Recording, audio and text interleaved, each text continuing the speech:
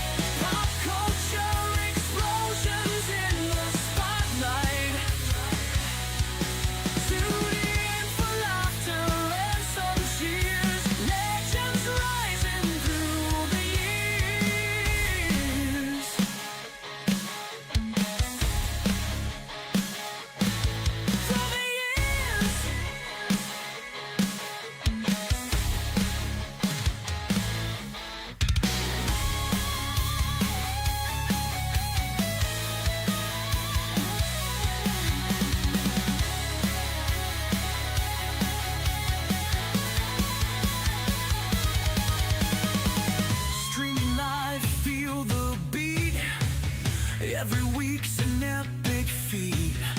They shed light on what's the trend. When will the madness ever end? From movies to the latest shows, you never know how far they'll go. Come aboard and take the ride. Let's uncover what's inside. Warriors of the night, here to fight. Pop culture explosions in the spotlight. Tune in for laughter and some cheers. Legends rising through the years.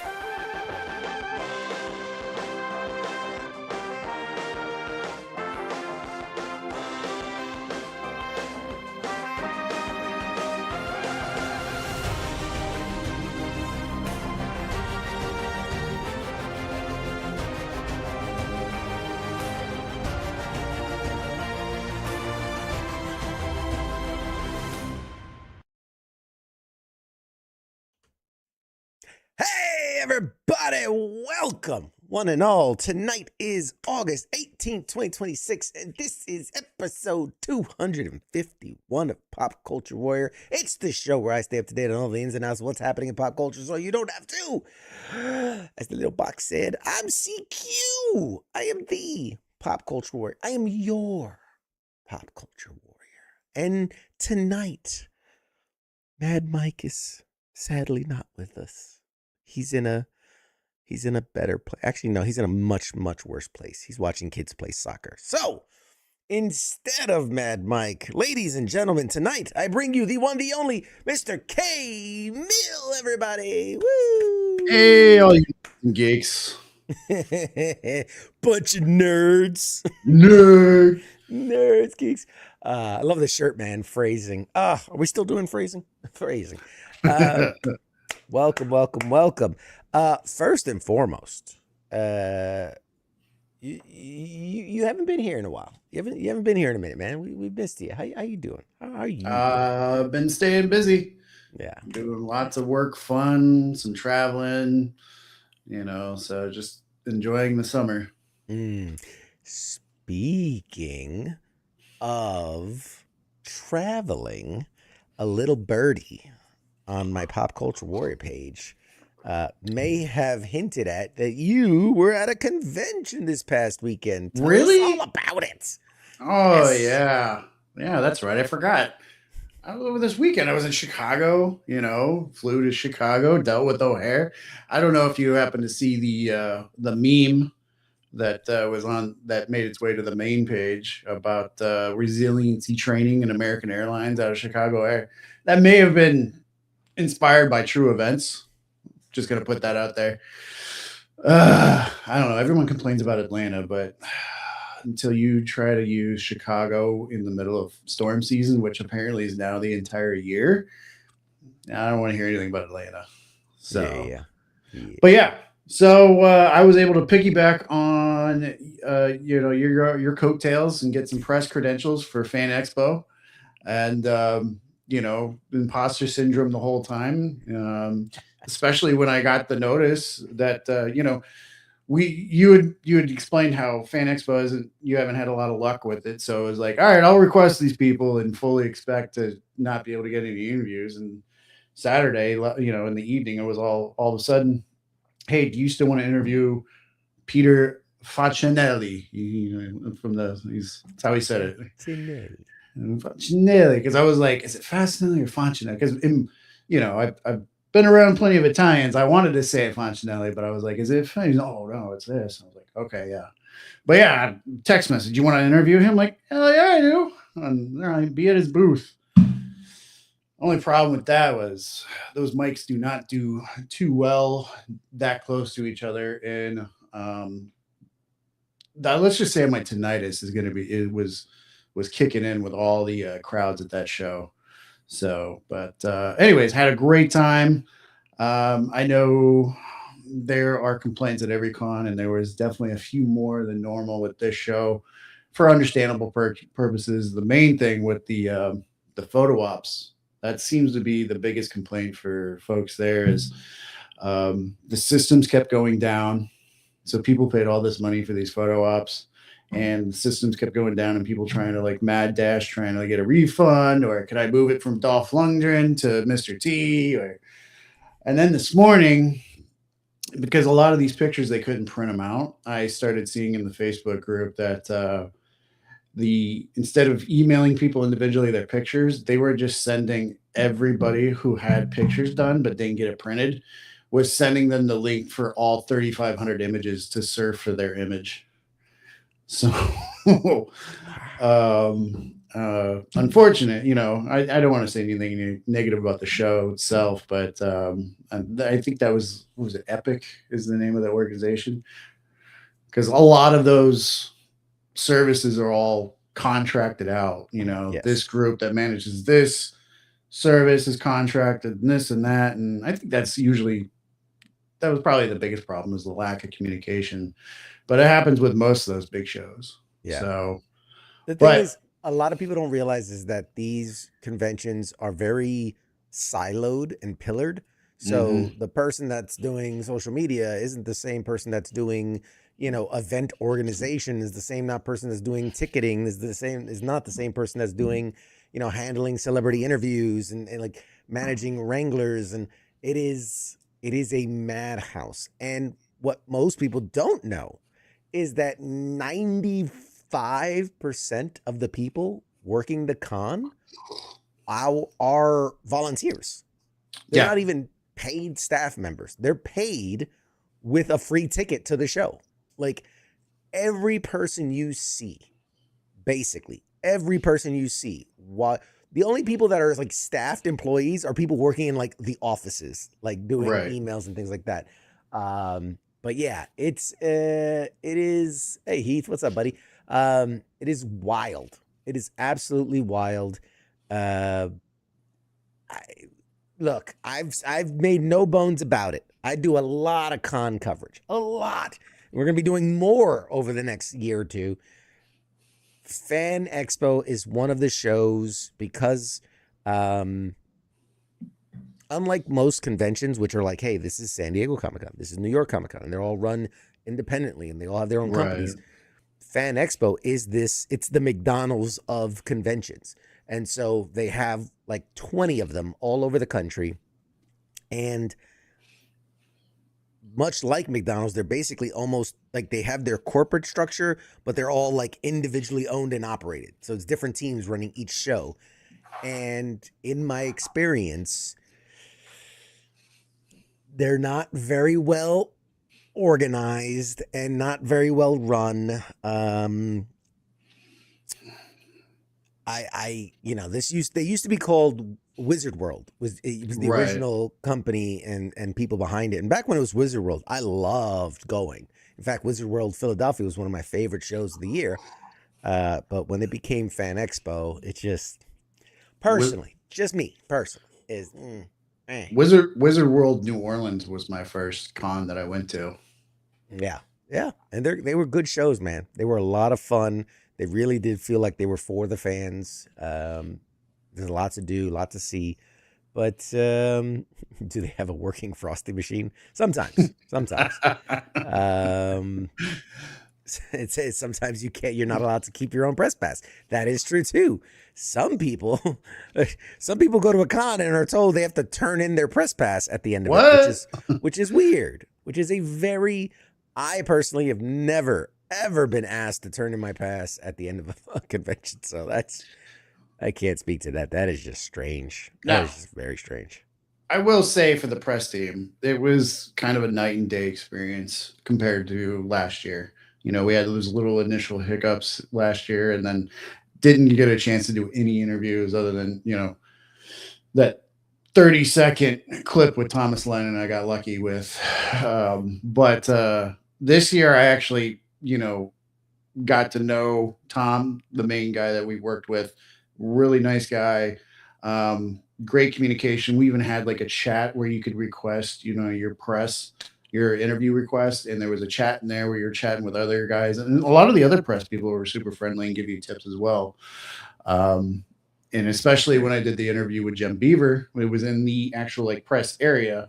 It's interesting because I think somebody was confused. They're like, nah. I go, other cons, they have like a dedicated area. Like there's a green room for the celebrities, like Awesome Con, and they have that area where you can do your interviews. Like the red carpet, yeah. Right. And like the press guy said, we've requested that, and and we just never hear anything good, back about it. I go, but apparently he's like, well, we do kind of like a press room, but I guess you could do some interviews there, but it's like on a different floor from the main floor. Mm-hmm. But I guess since Jim Beaver was situated on the top floor where the press room was, they coordinated like 3 of us to do interviews with him there. So, the idea is that, hopefully, let's just say you intend to go back next year and cover it for us again. You build those relationships, and that's one thing I have noticed is, especially that first time, that second time, it's really hard to kind of get your foot in the door and get a lay of the land and all that. But as you build those relationships and they go, oh yeah, I'd like to say that we run a really professional ship here. You know what I mean? We have the audience that backs it up, and we also put our best foot forward on the ground. And so people remember us. When I was in San Diego Comic-Con a couple weeks ago, I had so many people like, yeah, I remember you. Like it's good when you can leave a positive impact and it stays up to a year later. And it definitely opens doors to other opportunities. So I'm excited to see what what comes of it for you and for us. And yeah. Jim Beaver said he actually remembered me too. So from Awesome Con, which was pretty cool. Mainly because I said this is the person I had you do the shout out for the girlfriend. He goes, "Oh, you, the one that you talked all the good stuff to," and I was like, "This man, all right." He's the big man right there. He knows how to play the game. Very good. He's so many nice things about you. That's funny because I had a similar experience with when you and I were at Awesome Con, and we were talking to AJ Locasio. I remember how to say it now. And he's like, "Dude, we've met before." And I'm in his face going like, "Nope, never met you." He's like, "No, we've talked. You interviewed me." I'm like, "Nope, never happened." I'm like, I remember every single person I've talked to. And he goes, "WTF Nation Radio." Like, I remember the military guys there. And then he starts cueing me into who he talked to. And I went, "Oh, it was us. It wasn't me, but it was us. It was one of the other guys." And then I'm like, then it all clicked. And I'm like, "Oh, okay." But again, the fact that was back in New York Comic Con, upwards of like 8 months before that. So the fact that that we left a positive impact on him, someone who probably did hundreds of interviews at New York Comic Con and has probably talked to thousands of more people since New York Comic Con, for him to then remember us. I think it also helps that we're WTF Nation Radio. I mean, part of that, I just think burrows into your mind a bit because it's like, oh, WTF, that's interesting. But anyway, CQ has always been a smooth operator. What are you talking about? What are you talking about? Give me 100 examples of me being a smooth operator. I bet you can't. Yeah. So it's very. I'm glad you got to do it. I'm super, super happy. I'm glad that it was a overall a beneficial time. Smooth as gravel. God bless you, Scott. I love it. But for you, K-Mel, I want to thank you, obviously, on behalf of Pop Culture Warrior, WTF Nation Radio. Thank you for going out and covering that and being such a good team player. And, knowing that, me being not necessarily doom and gloom, but like, I just want you to, leverage your expectations. Manage expectations. Just set the bar real low, real low. But you knocked it out of the park, man. You did awesome. Great interviews, and meeting the people and talking to people, putting a good face for us as a channel and as a station out there. So we appreciate that. And speaking of which, later tonight, about 45 minutes to be precise, during the second hour, we have a special guest joining us. This dude is an absolute legend. He's going to be here to talk about Dragon Con, celebrating its 40th show anniversary this year. We will be in attendance. Pop Culture Warrior and WTF Nation Radio will be live from Dragon Con. And we're going to talk all about it. It's going to be a phenomenal conversation. Listen, Elf, we don't talk about the time with the Command Sergeant Major's daughter. That was private. You don't. We don't talk about that. That was different. That was a different time. I was a different man back then. Anyway, so yes, we have Charles McFall coming on to talk about Dragon Con and just all things pop culture, which is perfect in our lead up to. We're like 2 weeks away from Dragon Con, which is insane. I'm so fucking excited. It is my first time going to Dragon Con, and we'll talk about this later tonight, but just the idea that Dragon Con has such a devoted and rabid fan base, and it is unlike any other convention. And even though I haven't been there, I've heard the stories, I've done the research. Everyone who has been there says it is unlike any other convention. So I'm so excited to finally get to experience it firsthand and capture that and also bring it to you. It's going to be awesome. So very excited. We'll talk all about that. But have you ever done Dragon Con? No, right? You've never been to Dragon Con? No, I trying to think. I think I've had some friends do Dragon Con. Yeah. I think I've heard mostly good things about it. Yeah. There's always some interesting stories coming out of Dragon Con. And like I said, we'll talk all about it later, but the thing that always jumps out to me the most is where most conventions, like it's at a convention center, open hours, close hours, rinse and repeat, copy paste. It's all the same. Dragon Con isn't in a central location. It is actually 5 different hotels all in a small area, and they all kind of represent Dragon Con. And it is 24/7. Like there are parties, there are rooms happening at all hours of the day and night. The daytime's really meant for the families and the kids, and the nighttime apparently is for the adventurous type that are looking to get their D&D on.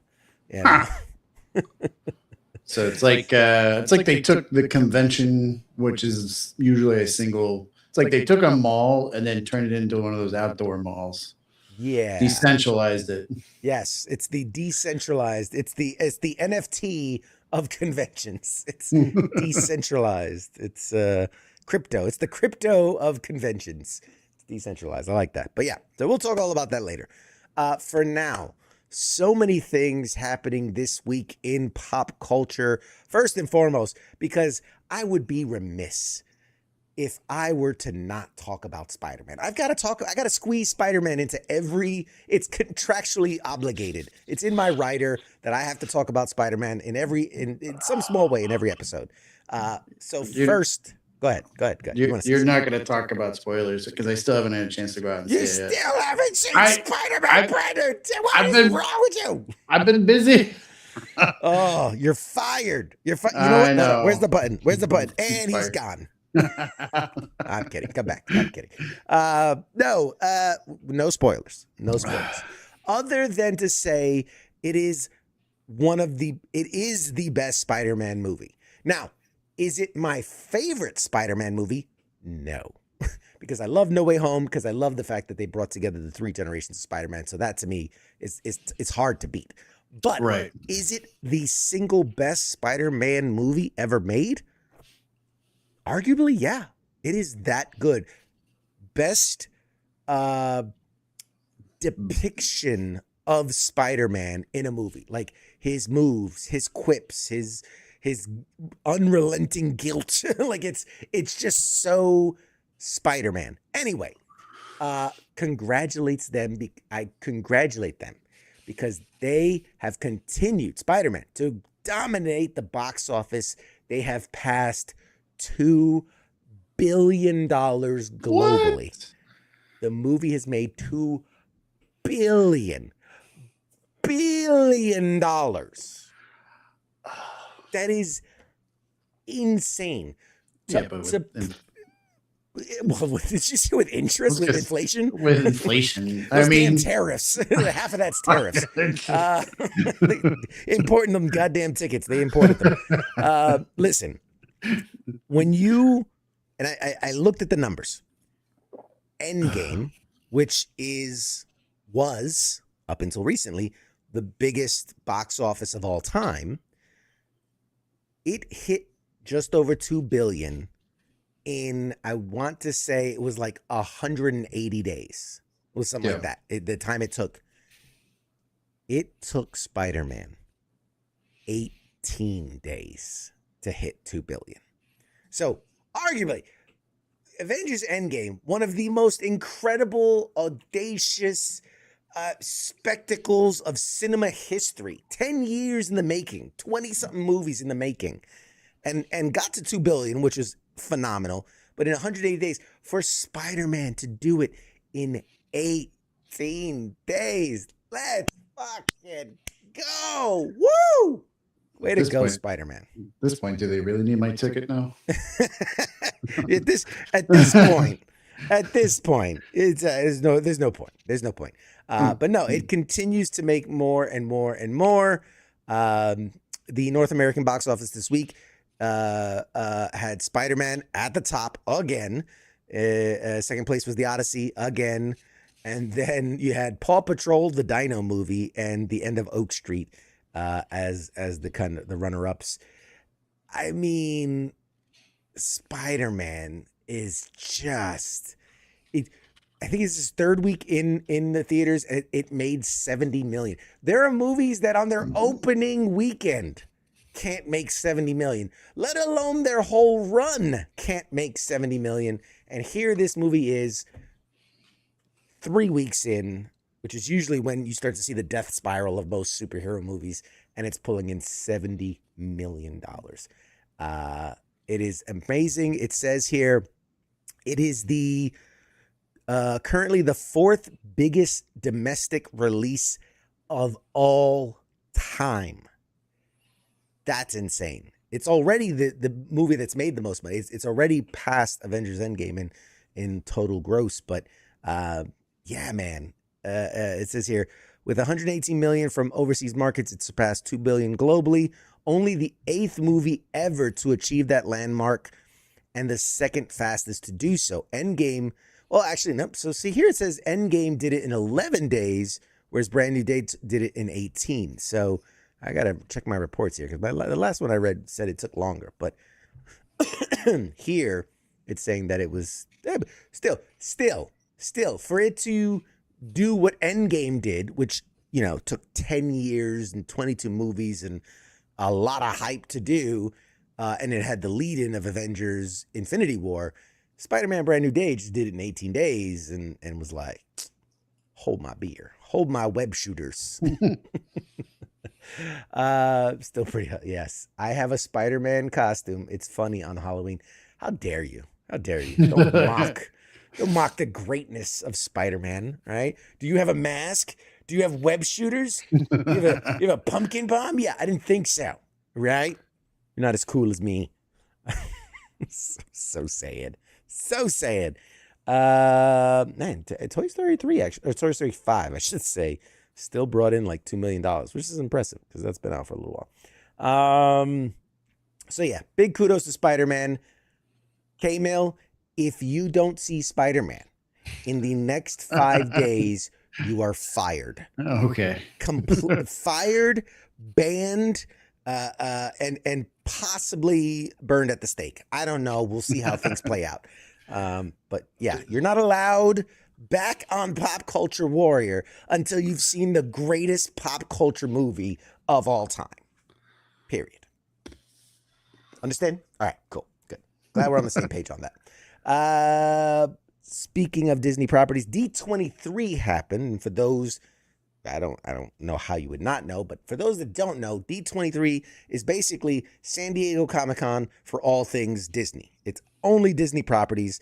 And for those laymen that think Disney is just all animated kid movies, that's all of Marvel, all of Star Wars, all of ESPN, all of the traditional Disney animated movies, all of, animation, all of theme parks, Disney is this mecha giant of everything.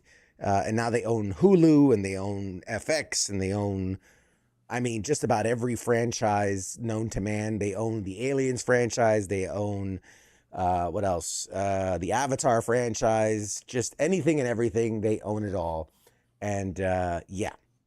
So a lot of big things were coming out of D23. Most notably, we finally have the cast of the X-Men movie. Oh, yeah. We have been talking about X-Men joining the MCU since they bought Fox, 8 years ago at this point? No, it would have been during COVID, so 2020, 6 years ago. 6 years ago, Disney purchased Fox, and the number one thing people said was, oh my God, that means the X-Men can join the MCU now because they own the characters back. And we got Fantastic Four joining the universe before we got the X-Men. But finally, we have the X-Men. Obviously, I can't spoil things. There may or may not have been a reference in Spider-Man. Possibly, maybe. Who knows? I won't spoil anything. But we now have the full lineup of who will be the X-Men, including, this was rumored for a while. People were saying like Adam Driver was going to be Magneto, and then they're like, no, he's not going to be Magneto. And we finally have the real is that Adam Driver has been hired on to play Mr. Sinister of all things, which I think is phenomenal casting. I don't know. You an X-Men fan? You familiar with all the characters and whatnots? I'm not a fanatic, maybe not like you, but definitely I remember watching all the movies and the cartoons when I was younger. Yeah. My one buddy back from Texas, definitely, like, I always look out for action figures for him. He's like, let me know if you see Gambit. Let me know if you see Rogue. Or, yeah. He's like, I already got that one. I'll send him pictures. Now I got that one already. But yeah, I'm familiar with the characters. Yes. Mr. Sinister is arguably, you know, when you take away like the top guys like Magneto and Apocalypse, Mr. Sinister is one of those core kind of villains for the X-Men saga. And I think Adam Driver, and I said this weeks ago when it was rumored, I think Adam Driver's a phenomenal choice. I said he'd be terrible for Magneto. I don't think that'd be a good at all. But Mr. Sinister, oh yeah. I think he can. I think he can really chew it up on Mr. Sinister. And then there were a lot of other names that were brought into, like who's playing Cyclops, who's playing Jean, who's playing Emma Frost, who's playing Storm, all these. And then one of the ones that was the most exciting is that the breakout star of Obsession, Indy Navarrete, who plays Freaky Nikki, has been cast to play Rogue in the X-Men, which I think is huge. I got into this argument with my lady, all right? We watched Obsession. I loved it. She was like, meh. I was like, you're wrong. But I said, I think we are seeing a star is born, basically. Like we're seeing, like, it would be, I'm trying to think of who is just one of the most legendary actresses of all time. Like, I'm trying to think who jumps to mind, you know, obviously like Scarlett Johansson, who's in just about everything. You know, Angelina Jolie there for a couple years was mega superstar. But like, I think we are seeing birthed the next big thing. And when we saw that movie and we walked out, I literally looked at her. I go, you're going to see this girl in everything. You're going to see her in everything because she fucking crushed that movie. She was the single biggest highlight of that movie. And I'm like, she's going to be cast in everything. Like, she is going to be the next big thing.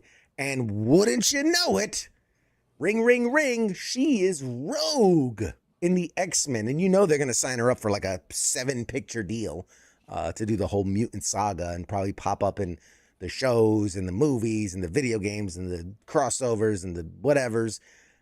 So yeah, we need a slow burn with the MCU X-Men movies. Yeah, you know, Wayne says they still haven't done Rogue right. If you're talking about live action, yes, I agree. It's hard to argue that the animated series Rogue isn't the definitive Rogue right now, which shout out to Lenore Zahn, who did the voice. Oh, yeah. Incredible. Love her to Nice death. lady. Maybe you'll see her coming up soon. Sigourney Weaver. Sigourney Weaver, yes. Yes, I would say for a period of time was one of the biggest female stars, you know, through the Aliens, through the Ghostbusters. But I would say that kind of diminished a bit over time. You know, I'm thinking like you're freaking, what's the one chick? Oh God. I was gonna say Marilyn Monroe, but that's not who I meant. Meredith Streep? Meredith Streep? Is that it? I mean, Meryl Streep. Meryl Streep. Yeah, whatever. Yeah. Meredith Vieira, whoever. It doesn't matter. But yeah. I mean, she was more of a dramatic. Yeah.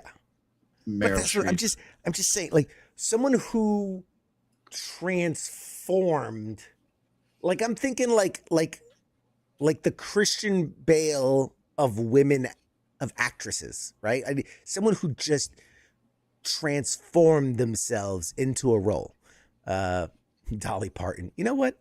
Jamie Lee Curtis. Are you guys just naming off women from the 80s? Is that what you're doing now? You're just naming women off the Beyonce. No. So anyway, I'm so super excited for that. Burgess Meredith. Damn, you guys are hilarious. Oh man. What was B. Arthur? B. Arthur, that legend. Golden Girls. No. Ooh, there's one for you. What's her name? God damn it. How about the Devil Wears Prada? God, fucking. I'm just. How am I not B. Arthur? Who's the other one? The funny one, the little one. Fuck. The Golden Girl, little one. Betty White. Betty White. Jesus Christ, I couldn't think of the fucking name. Betty White. God bless her. Sydney Sweeney. Yeah, she's a future Sydney Sweeney. Yeah. Jennifer Lopez. All right, stop it. All right. Calm down. Getting ahead of ourselves. Anyway. But yeah, there was a lot more that came out of D23, like a lot of the animated stuff. So they're doing like Frozen 3 and Coco 2 and, you know, lots of sequels to stuff. There's a lot of new stuff.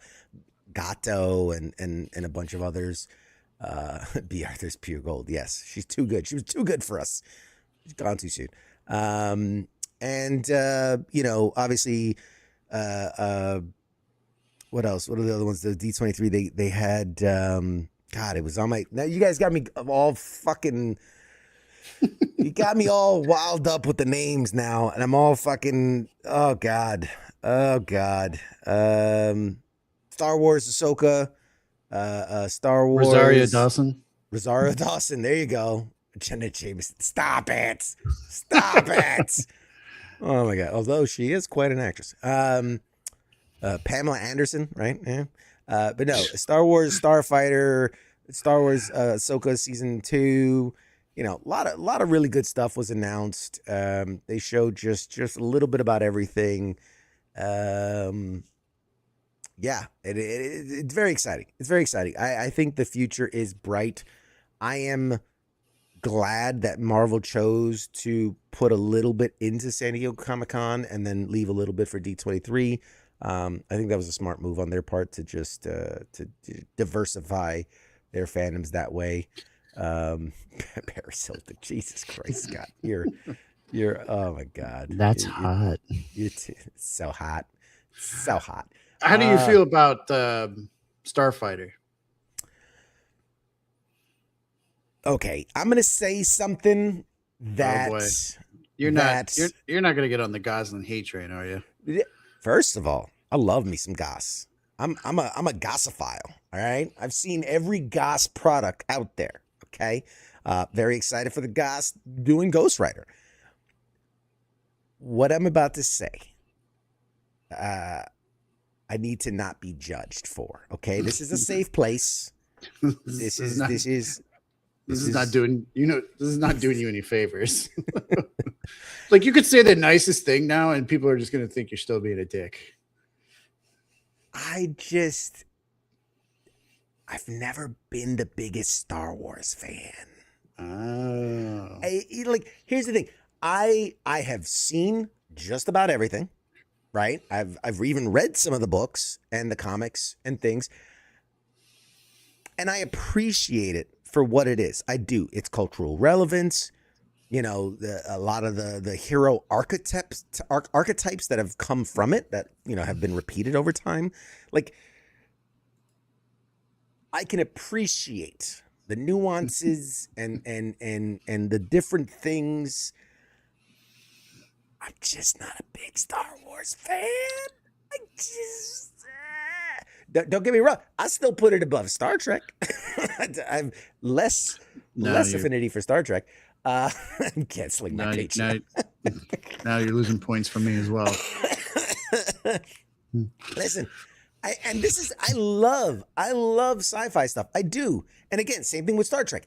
I appreciate its cultural relevance. I appreciate that. Goddamn, how much has it gotten right? 70 years ahead of its time. Like how much it predicted to be true. You know, it is, as long as I say it's superior to Star Trek. I just. Where can I ban Scott?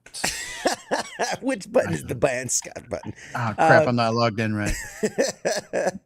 So look, I don't knock anyone who's into it. I get it. I don't know why it never.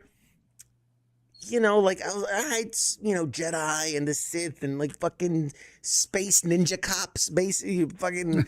It's just Knights of the Old in space. You know what I mean? Like it's just King Arthur in space. You know what I mean? Like I just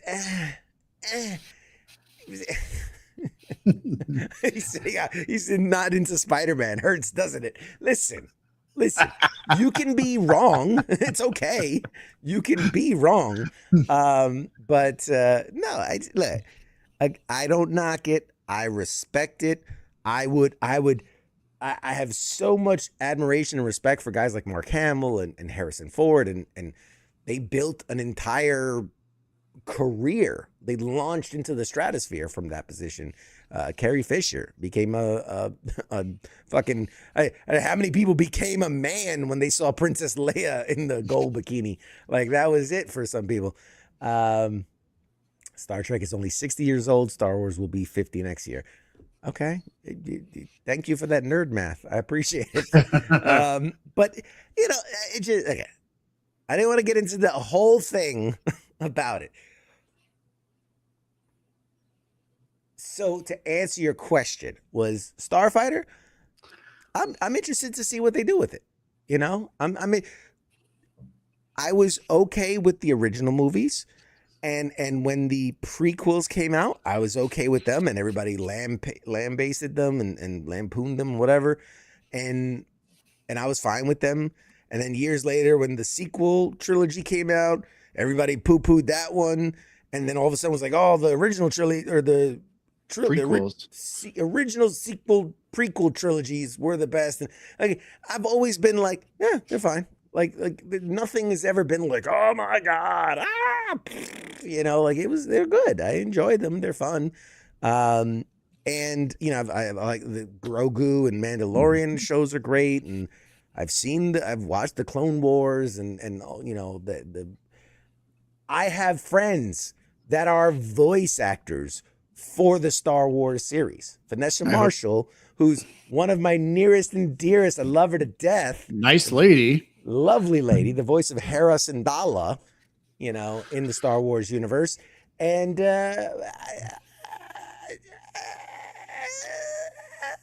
it's going to be great when I take a clip of this and send it to her.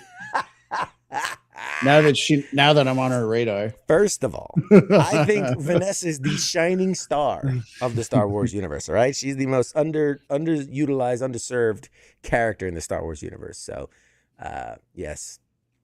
We're flexing. Yes, I'm flexing that I know a voice actor.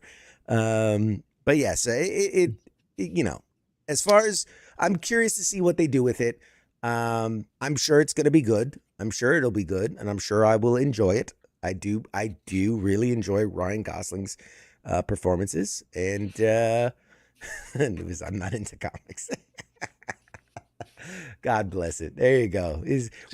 Everybody go ahead, put in your deepest, darkest, I don't know, what do we call this? It's the don't judge me, but you know, like we're put in our deepest shames, you know, where what we're not into in the pop culture sphere. What about you, K-Mill?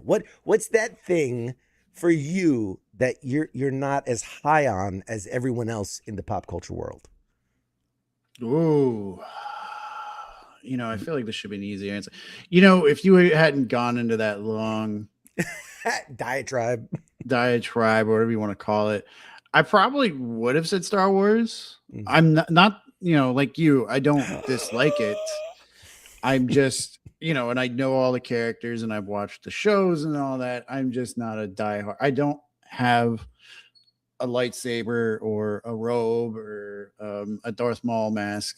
I mean, you got more than me on that front. So I'm definitely a Star Trek guy because I'm more of a nerd than geek. I think in that sense, I feel like Star Wars folks are more fantasy geeks, and Star Trek is more science nerds. You Sure. know, Star Trek fans, we get into breaking down how the warp drive actually works and whether it would actually work or not, and so, and I think the geeks, if you have your geeks in Star Wars who debate whether or not mid-chlorians or whatever you want to call them were actually made sense, or if it was just a bad idea on George Lucas's part. Yeah, I will give George Lucas props because there was that meme that popped up, a few months ago where it was citing the prequels, where it's like, oh yeah, everybody thought the premise of a civil war over a trade route was stupid 20 years ago, but now here we are, the Strait of Hormuz. Yeah. Well, it's all being orchestrated by the Sith. We know. So okay, and let's see. Yeah, I was waiting for the bombshell to be like, I don't think Harry Potter's very good. So, I've never understood it. Devilry, wizardry, devil worship. But no, I that's the thing. I respect everyone's whatever is they're into, whatever fandom they're into, and whatever they geek out about. We talk about it all the time. That's the great thing about pop culture, is that you could be into whatever you want. You could even say it could be vehicles, right? It could be cars. I know guys that are gearheads. Like, that's pop culture. People understand what a cool car is. That's part of the mainstream. You could be sports. You can be passionate about a team. That's pop culture in a way, right? The teams become relevant. I will say, in the entire geek fandom, the people that annoy me the most are probably the cosplayers who walk around with a speaker. Out of everything, whether it's a convention or whatever, those are the people that I wish could be like identified and brought out into the parking lot and beat with their own speakers. Like, why do you need to blast that music? I'm trying to have a conversation here. My tinnitus is rolling.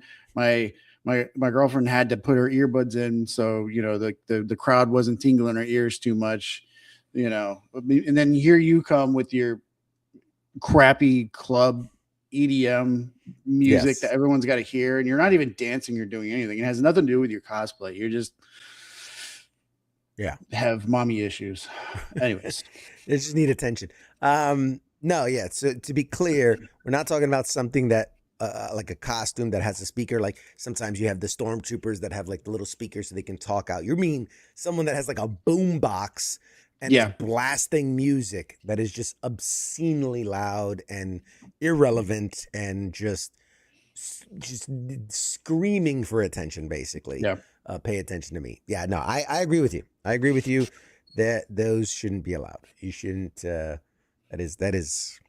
When I did an interview with Jeremy Clark, who's a professional inker at Fan Expo, and you'll probably, like, during the interview, you'll notice that like halfway through, somebody started blasting some shit music over in the corner. And I got to look at the video again, but I'm sure my face is like, you're twitching. And then I caught myself like, don't look at it. Don't look at it. Don't look at it. That, this one time I was at, I want to say it was Contropolis, New Jersey. And I was so lucky enough to get a few minutes with Dante Bosco, who is nice. He was what was his Rufio in the Lost Boys and the Peter Pan Hook movie. He's voice in was it Avatar? Avatar: The Last Airbender. And so there were so many really cool things, and I'm like, it's so cool. He gave me 5 minutes to talk to him. I'm sitting down. I'm like, we're setting up. This is perfect. It's quiet. And we start doing the interview. And then all of a sudden, just the loudest music comes from like 2 or 3 tables down. And it was Joey Fatone of NSYNC with, who was the other one? Murr from Oh, Impractical Jokers, and they basically just start singing and they drew this huge crowd, and it's like I'm trying to do an interview with Dante Bosco, and it was a waste. And of course, and they're singing copyrighted music too, so it wasn't even like I could just I would get a fucking copyright strike if I post the interview. But I'm yeah. like, these motherfuckers. I was like, God damn it, Joey Fatone, this is the last fucking time you cross me. Anyway, that's We should make a PCW shirt. Joey Fatone. God damn it, fat one. That's Joey Fatone's name. Okay. Real quick, we got about 10 minutes before we toss it to our guest. I wanted to talk about Lanterns. Lanterns came out, premiered this last Sunday. They're mixed-ish reviews. I think more on the positive side. I think some people are unsure of how it's kind of a slow burn, which I'm like, any show, like if you expect fireworks in the first episode, I mean, like you're setting yourself up for disappointment. You gotta build a narrative. You gotta tell a story. You gotta set the stakes. You gotta build intrigue. You build off the first episode. You don't show your whole hand, and I do think that they did a really good job establishing the lore for this universe, establishing who the characters are, very clearly identifying what the archetypes are. You have your stoic, serious, I'm dialed in, the loose cannon who's just gonna say and do whatever he wants, and the town sheriff was just trying to keep it all together, and it's really, really well done, narratively and pacively. I'm not the most well versed in the Green Lantern core history, but I'm good. I'm decent. And it's like I can spot the references and the little things that are like, okay, that's a nod to his origin story. That's a nod to the creators. That's a nod to this kind of storyline and things. And so they are weaving together, and they kind of cherry picked.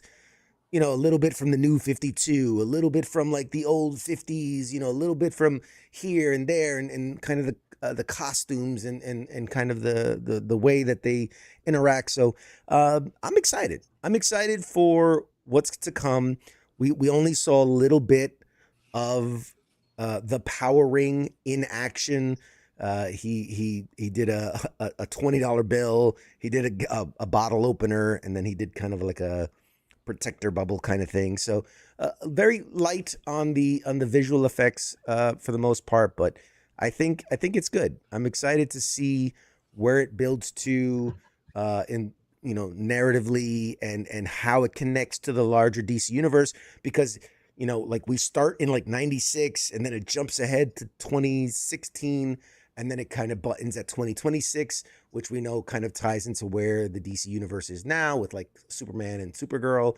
So it's interesting to see like how these pieces will fit into the larger narrative, because we know it also ties into like Creature Commandos and all the other stuff that they're doing in the DC universe. And yeah, any intention to catch Lanterns on HBO Max? I'm gonna have to renew HBO.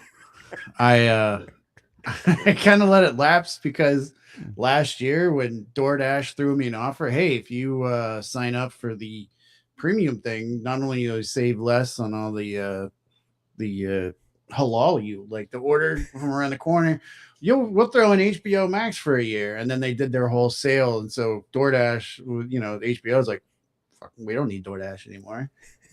So we're killing it's like a divorce. You had to pick mom or dad. You're like, I'm gonna go DoorDash over HBO Max. Is that what it is? Yeah. So, but no, I'd heard of it, and then this weekend at the hotel, every commercial break had the ad for this show, and I was like, well, I already was interested in the show the first time. The 20th time, I'm still pretty interested. Like I want to see what's his name. Aaron Pierre?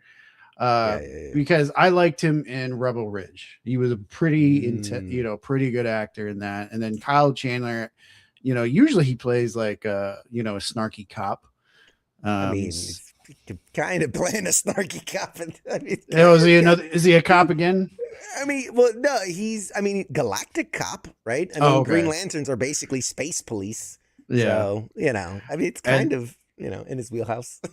And then also in the ad, I saw Garrett Dillahunt, who he's been he's one of those dark horse actors that I think he's been, slaving away in Hollywood, playing some like really good lower key pivotal shows ever since the Sarah Connor Chronicles is when I first notated him, because he was I forgot the name of the Terminator. He was the Terminator in that series. And since then, whenever I see him, whether it's Justified or what was that movie, Looper, whatever, he's like that guy award for me, even though I do know his name. So if I ever get to meet him at a con, I'm just gonna I'll fanboy for him before some other big name. I like it. Overall, I was very excited or very interested in Green Lantern. I'm excited to see where it kind of goes. There's obviously a lot of speculation.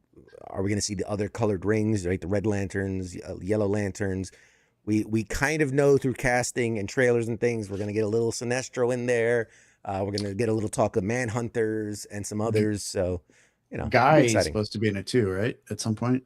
Well, Guy Gardner, who was established in the Superman movie, is going to, and also in Peacemaker and also in a bunch of other places.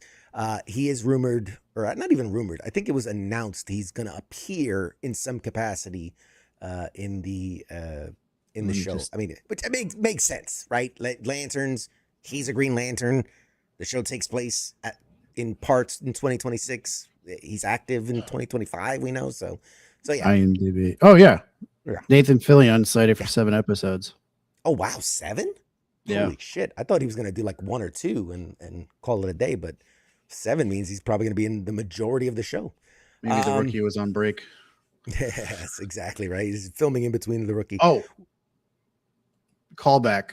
I did find a Reuters article from 2 weeks ago that said the box office is on pace for its best year since the pandemic, but there are few people going to the movies.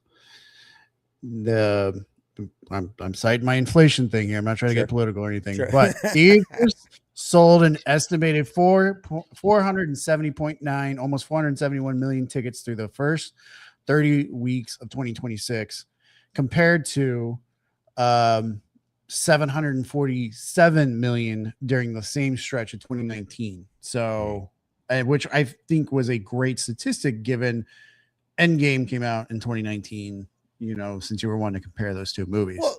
Well, but let's not forget, you're right, but you're comparing almost half a year to a full year. So I'm just saying on track, especially Avengers Doomsday is coming. Right. That alone is going to make up like 30% of the year's box office, maybe even more. So, but the point I'm trying to say is like the average movie ticket price in 2018 was under $10, and now the average movie ticket price is like 16 and some change. Yeah. So absolutely, you don't have to sell as many tickets to still get into that record. Yeah. Status. No, it's a fair point. I just, fuck you. I'm right and you're wrong. That's all. It's fair. It's fair. Everyone can be having a wrong opinion. It's fine. You can have a wrong opinion and I can be right all the time. It's fine. It's my show. I can do that. All right, ladies and gentlemen, we're going to toss it to a short break. And when we come back, we have a very special guest for you. You're not going to want to miss this. Stay tuned. Thank you to K-Mill for being here in the first hour. And all you guys in the chats, Wayne, Scott, Anubis, Angry Elf, I see all you guys. Thanks for hanging out. Don't go yet. You're going to love, especially you guys. I know you. You're going to love what we got coming up. K-Mill, anything to say as we close out the first hour? Stay golden, pony boy. Such a nerd. You're such a nerd. All right, guys. We'll be back with more show right after this. Shots.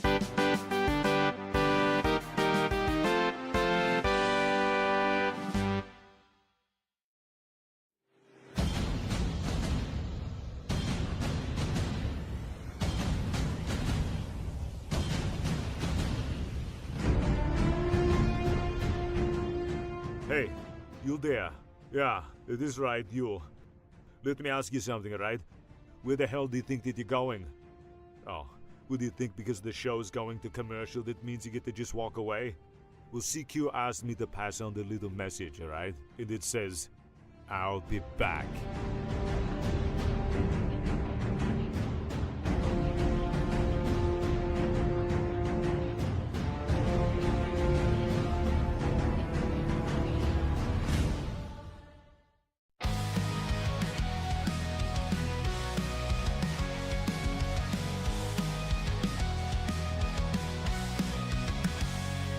In the shadows of the city bright, where heroes rise and take the fight, there's a voice that breaks the night.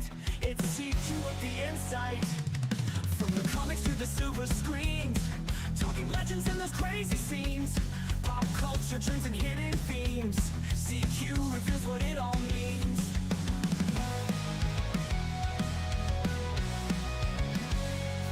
From the comics to the silver screens, talking legends and those crazy scenes, pop culture trends and hidden themes. CQ reveals what it all means. Pop culture warrior here to ignite, guiding through the tales of light. With CQ leading the charts so bright, we're ready for another flight. Pop culture warrior here to ignite, guiding through the tales of light. With CQ leading the charts so bright, we're ready for another flight.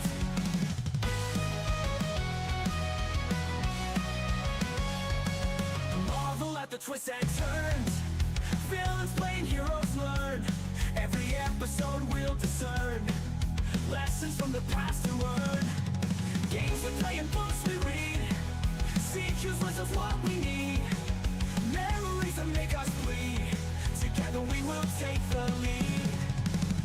Pop culture warrior here to ignite, guiding through the tales of light. With CQ leading the charts so bright, we're ready for another flight. Pop culture warrior here to ignite, guiding through the tales of light. With CQ leading the charts so bright, we're ready for another flight.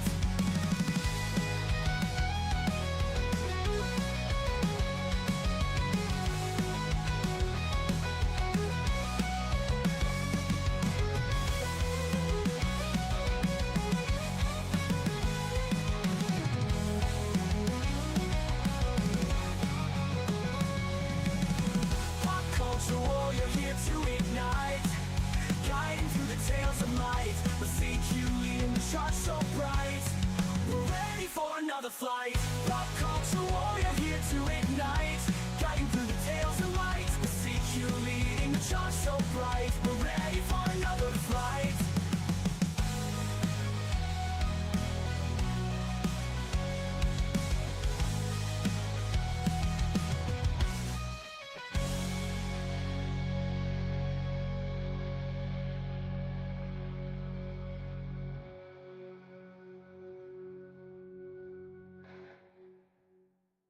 Hi there. You're watching Pop Culture Warrior.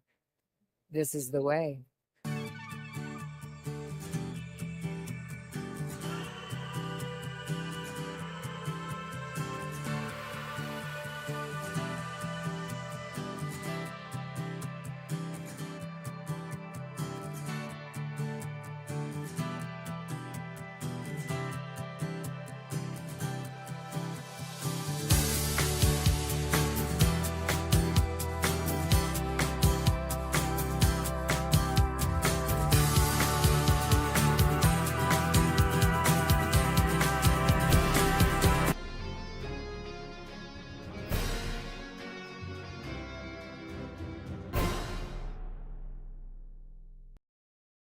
Hey, everybody, welcome back to Pop Culture Warrior here on WTF Nation Radio.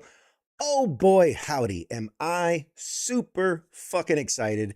I don't got time to waste. We're going to dive right into this. So, tonight on Pop Culture Warrior, we're talking about one of the biggest celebrations of fandom in the country, Dragon Con. But this conversation is about a lot more than just convention schedules and celebrity guests. DragonCon is a place where science fiction, fantasy, comics, gaming, cosplay, podcasting, and digital media all collide under one and many other roofs. It's also a place built around community, creativity, and the people who make fandom feel alive. And oh goodness, I'm excited because joining me to talk all about it, he is a longtime podcaster, producer, live host, moderator, digital media leader. You name it, he's done it. He serves as director and digital media track director for DragonCon, which is celebrating its 40th show anniversary this Labor Day weekend in Atlanta. We're going to talk all about the evolution of podcasting, its importance, the importance of creator communities, what goes on behind the scenes at conventions of this size, and what fans can expect from DragonCon 40. Ladies and gentlemen, without further ado, a legend in the making. I want to introduce my guest tonight. Please welcome to the show, the rock god of podcasting himself, Mr. Charles McFall, ladies and gentlemen. Thank you. You can keep My it up. God. It's good. Yeah. I like being worshipped. It's all good. It's fine. We got it. We're not worthy. We're not worthy. Man, Charles, thank you so much for taking the time today to do this. I'm so excited. And this really, for you, a lot of the people at home know this.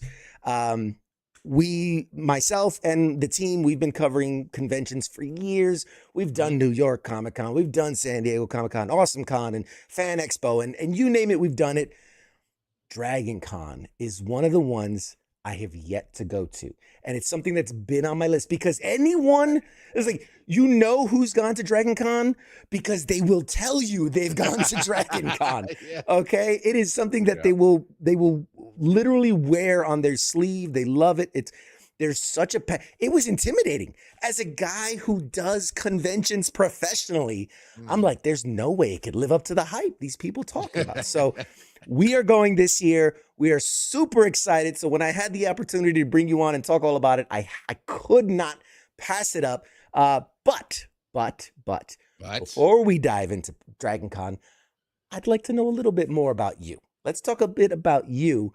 All right. And you started podcasting back when the medium was still very young. So what? We lost him. God damn it. Wait, come back. Charles, don't you do this to me. Oh, man. I bet you. Wait, come back. Come back, Charles. It's all right. Give him a second. Give him a second. I was just getting in. There he is. Come. Pros was you and you saluted it. It's done. I'm like, do I hold the pose too? I'm like, right. You, me? No. Okay. No. You have been podcasting since it was in its infancy. Mm-hmm. What pulled you into podcasting in the first place? How did you find yourself there? It's you're born for something, right? And when you find that thing, it just you can't explain it at the time. And I always had a message. I grew up a preacher's kid, always in front of people, so I always got used to what the show is versus what real life is and those kind of things. And always had a story to tell. I just was that guy wanted to talk about everything with everybody. And the only way I could do it at the time was to either start a band and write music, which is okay. I did that. And wasn't the greatest, Metallica didn't sign me or anything. So or is it go be in radio, real radio at the time, terrestrial. And that meant starting as an intern, getting paid next to nothing and crazy hours. And I didn't have that in me either. And I was listening to a local radio station and I missed my drive time morning shows. And so I went to their website and it said, hey, get the podcast. Like, what's a podcast? And it really wasn't. It was just MP3s of the worst segments of their show, the worst 5 minutes of their show, letting you download. And like, oh, so I Googled podcasts and went to the first site I ever found, which is called Podcast Pickle. And that was one of the first aggregators. And I just started picking some shows and listening. And after that, I was like, oh, I'm in. And because the ones I happened to land on did the work to sound good and present themselves well. And so I wrote into a show and they read my email. And then that was it. I was a paramedic at the time. I was working at this fire station. There's a slower area.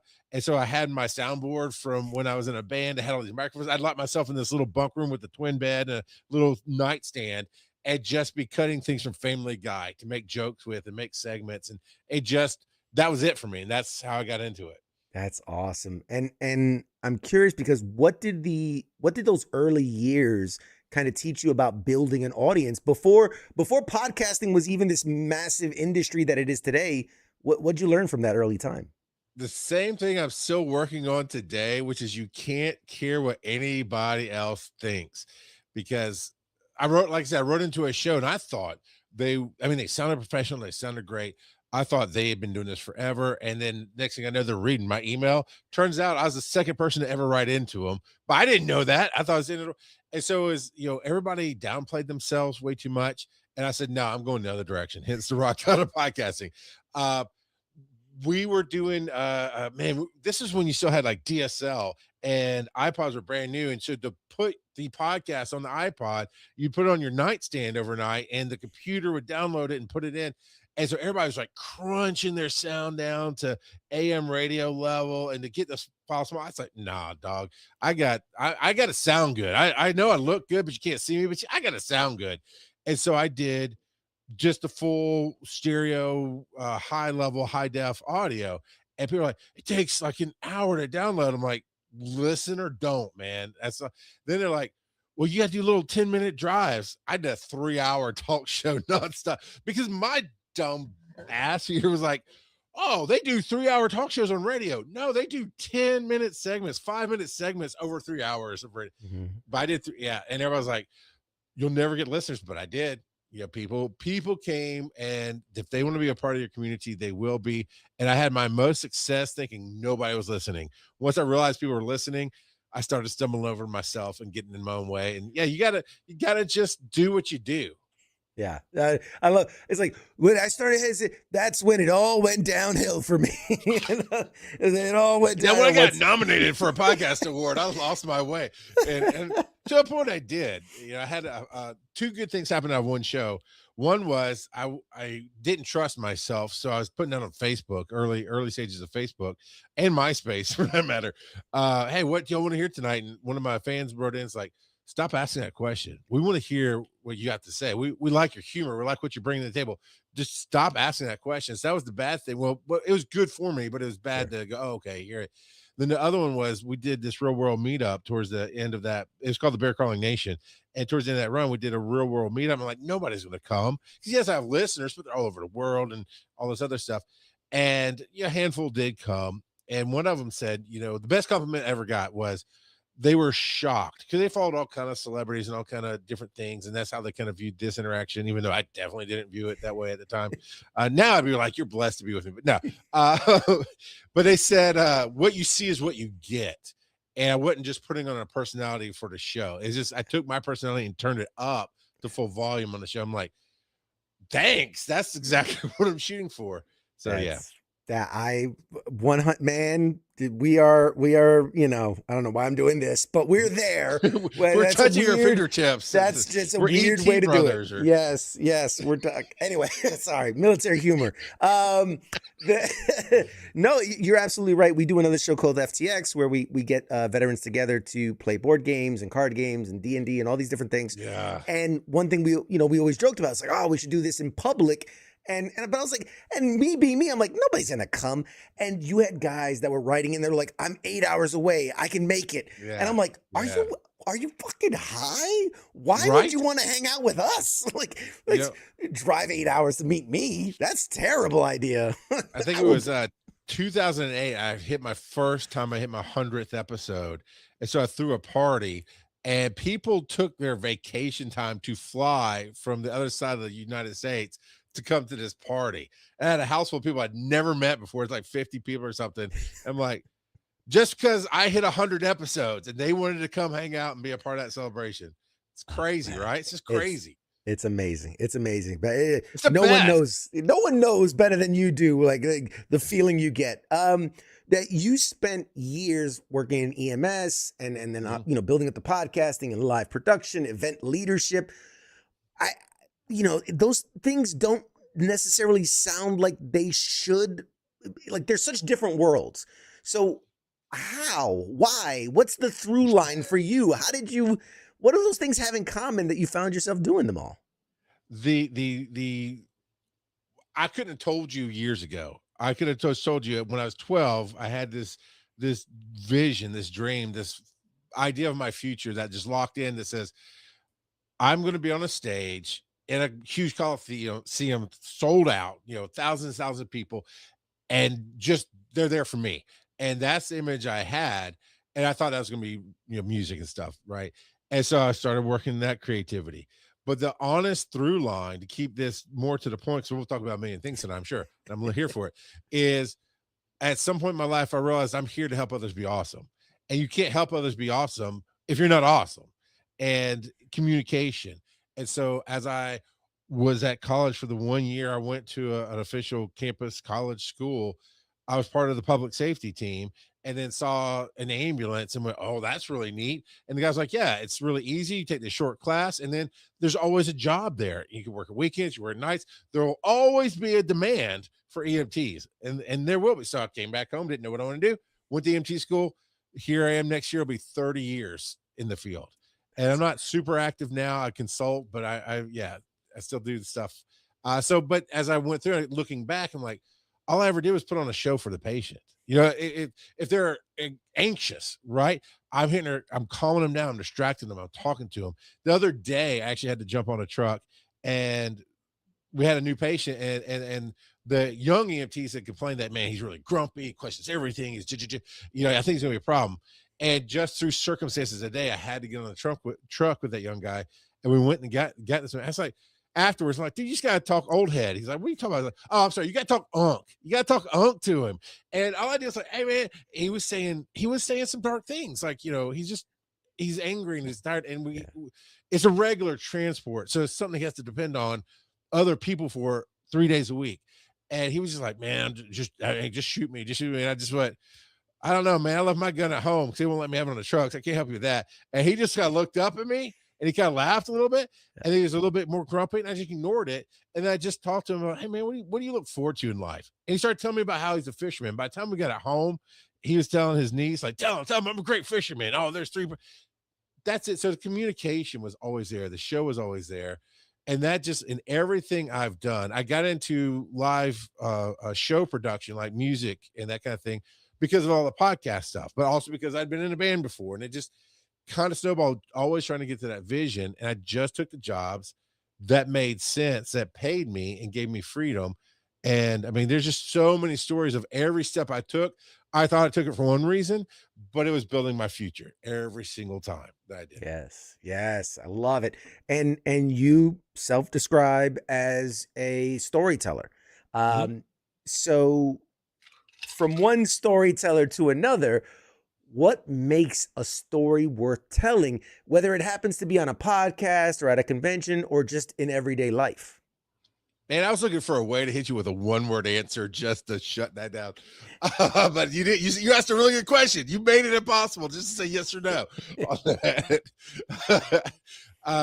It's if you love it, right? It's your story to tell. That was the only thing that I never talked about on the air.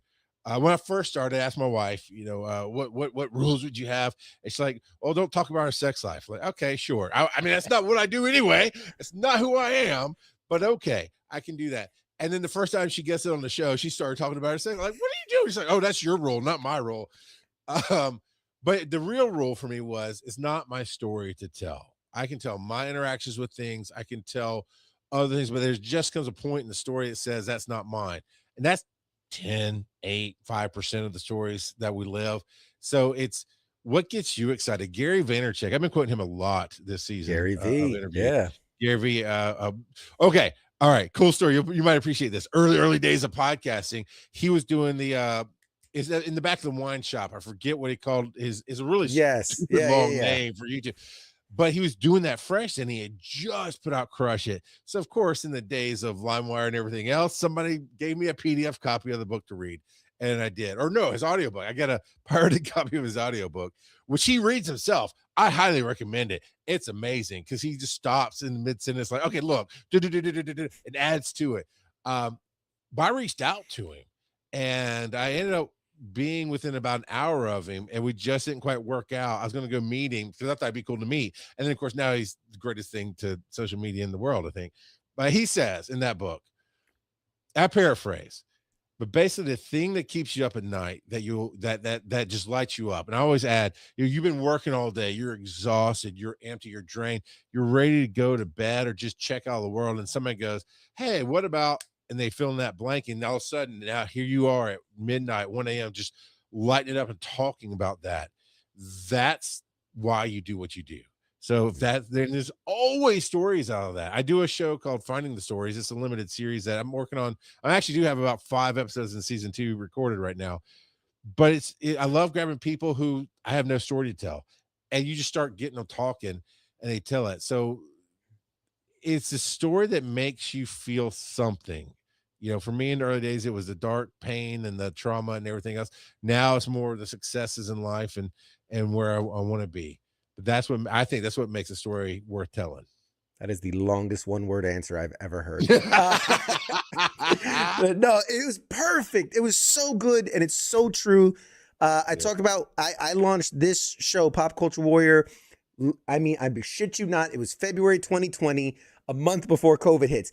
And as I'm pitching it to the station, I'm like, yeah, I want to do a weekly talk show where I talk about all the things in pop culture, and I interview, interesting people. I don't care if it's the A-list actor or the fucking craft services person, but they have stories. They've seen shit, and they'll talk about shit. And they're like, man, you could do this every week. I go, no, you don't understand. I could do this every day. Every day. I could do it every day. And then I shit you not, the next month COVID shuts down everything. There's no movies to talk about, no comics coming out. And I'm like, I got this. Yep. And I did 2 years with nothing new coming out. And I talked for 2 years before anything new came out. And I love it. And I'm still doing it today. So yes, you are fucking spot on. 100% right. Great answer. Before you jump, my favorite Dragon Con year was the year of the strike, because nobody could talk about their projects. And so you got Patrick Stewart giving gardening tips. You got, I just lost your name. Starbuck in the newest Battlestar Galactica. Yep. Mandalorian. Yes. Katie Sackhoff. Katie Sackhoff. You got her sharing bread recipes, like she's making her own sourdough starters and the crowd's eating it up. That was the coolest Dragon Con, because you couldn't talk about your work. So we got to actually get more of your life that you were passionate about. It was so cool. That I 100%. When I interview people, a lot of times I'll start with, before we get into any of the work, like, what do you geek out about? Like, what's like just you every day? What do you love? Let's talk about that. Yes. And it's always a great way to start, because it gets people talking about their passions. It lights them up, and now they're ready to go. It's the foreplay to a good conversation. It gets everything greased up, ready to go. We got to switch gears a little bit to Dragon Con, because it's such a huge thing. It has become known for bringing together so many different communities. What do you think makes Dragon Con different from the other many conventions that might be broad? Let's call out like a San Diego Comic-Con where it covers everything, or some of the conventions that are super niche, like an MGS Con where it's only Metal Gear. What makes Dragon Con different? It's we believe in the magic of what you love. You were just talking about how you ask, what are you passionate about? That's the question we try to answer every single day, and not just for the fans, which it is 100% fan first. Everything is built for the fan experience. Everything is about making that connection of magic together. But everybody runs it from the top down. They are the biggest fans. When they're sitting in the early directors meetings and they get to announce, like this year we have Nathan Fillion. Like, the second we had him, they were giggling. They were so excited because they're so nerdy about Nathan Fillion that they're excited he's coming. So it's the heart of the whole thing. And then our whole goal is to make it that experience for the celebrities as well, so they get to do cool things with other creators, and they just get the nerd out. So everything is the magic of what you love. I got goosebumps. And as I've been learning more, because I don't like to walk in empty-handed, I'm learning more about Dragon Con and what that experience is. I found this interesting thing called tracks, and I hope you Mm-hmm. can break that down, because me as a convention pro, I was like, what is this? As I'm digging into it, and like we can talk a little bit about the digital media track, and so paint the picture for the folks at home. So my experience with cons was backwards. I went to Dragon Con, then I started finding other cons. So I'm like, I get other ones like, where's the room that I can talk to other people about my anime or my I don't understand. What do you mean there's no rooms for that? So so that's what tracks are. Everything that can have a fandom is represented at Dragon Con to the best of our abilities. Sometimes it's wrapped into other tracks and flows through, but like this Brit track, so it's all British pop and TV culture media, pop culture media. We've got Star Trek track, we've got Star Wars track, paranormal, you name it, crafting. We have robotics and makers track. It's so the tracks there are many conventions inside of a larger convention. Every track has to do 36 hours of programming starting Thursday night. You have to do at least 1 or 2 shows.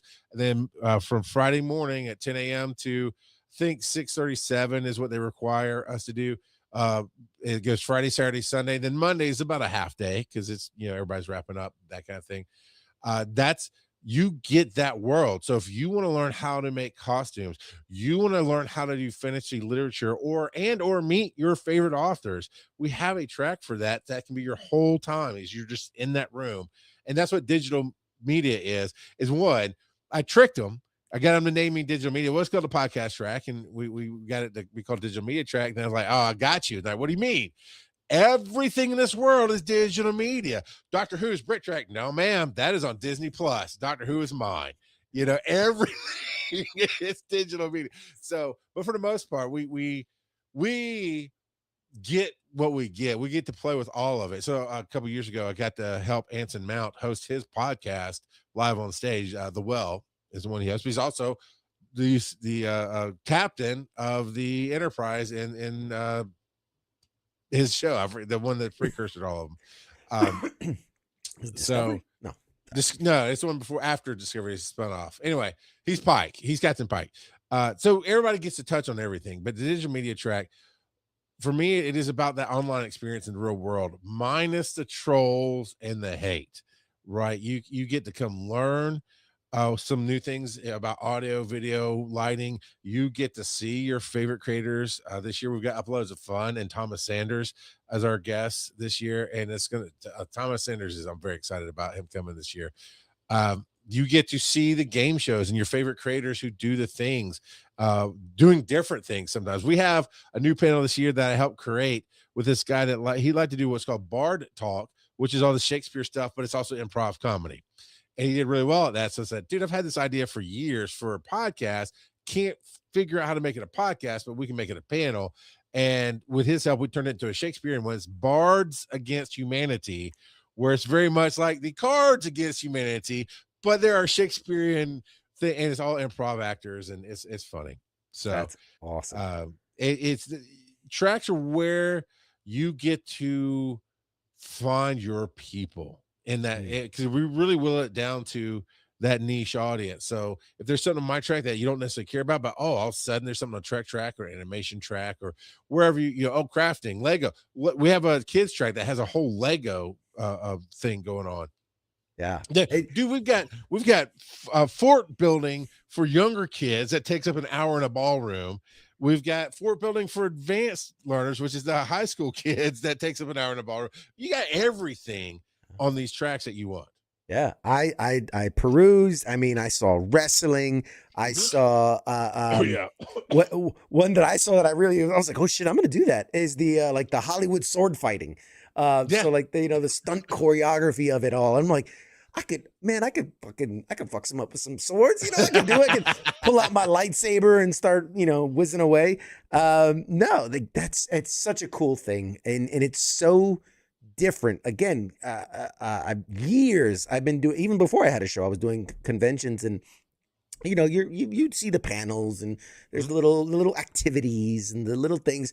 This is totally different. As I'm like reading into it and learning about it, I'm like, wow, this is totally different. So in your words, who is the track really for? Is it primarily something that's for experienced creators, or can someone who in like the digital media, can someone who's never done a podcast or a YouTube channel, can they walk in and find value there?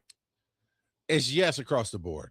It is. We've had people come and go, I was kind of thinking I just want to know more about what's going on online or YouTube, or I was thinking about maybe starting a show, and they'll come, and we've inspired so many people to start their shows and get in there. And we're a very supportive group. We have an open and free Discord for the digital media track. As creators are in there all year round, helping each other. But then, yes, to the high-end professional, every year that we have somebody who seems to be doing it for a long time, we go, oh, I just learned something from this. It is what creativity should be.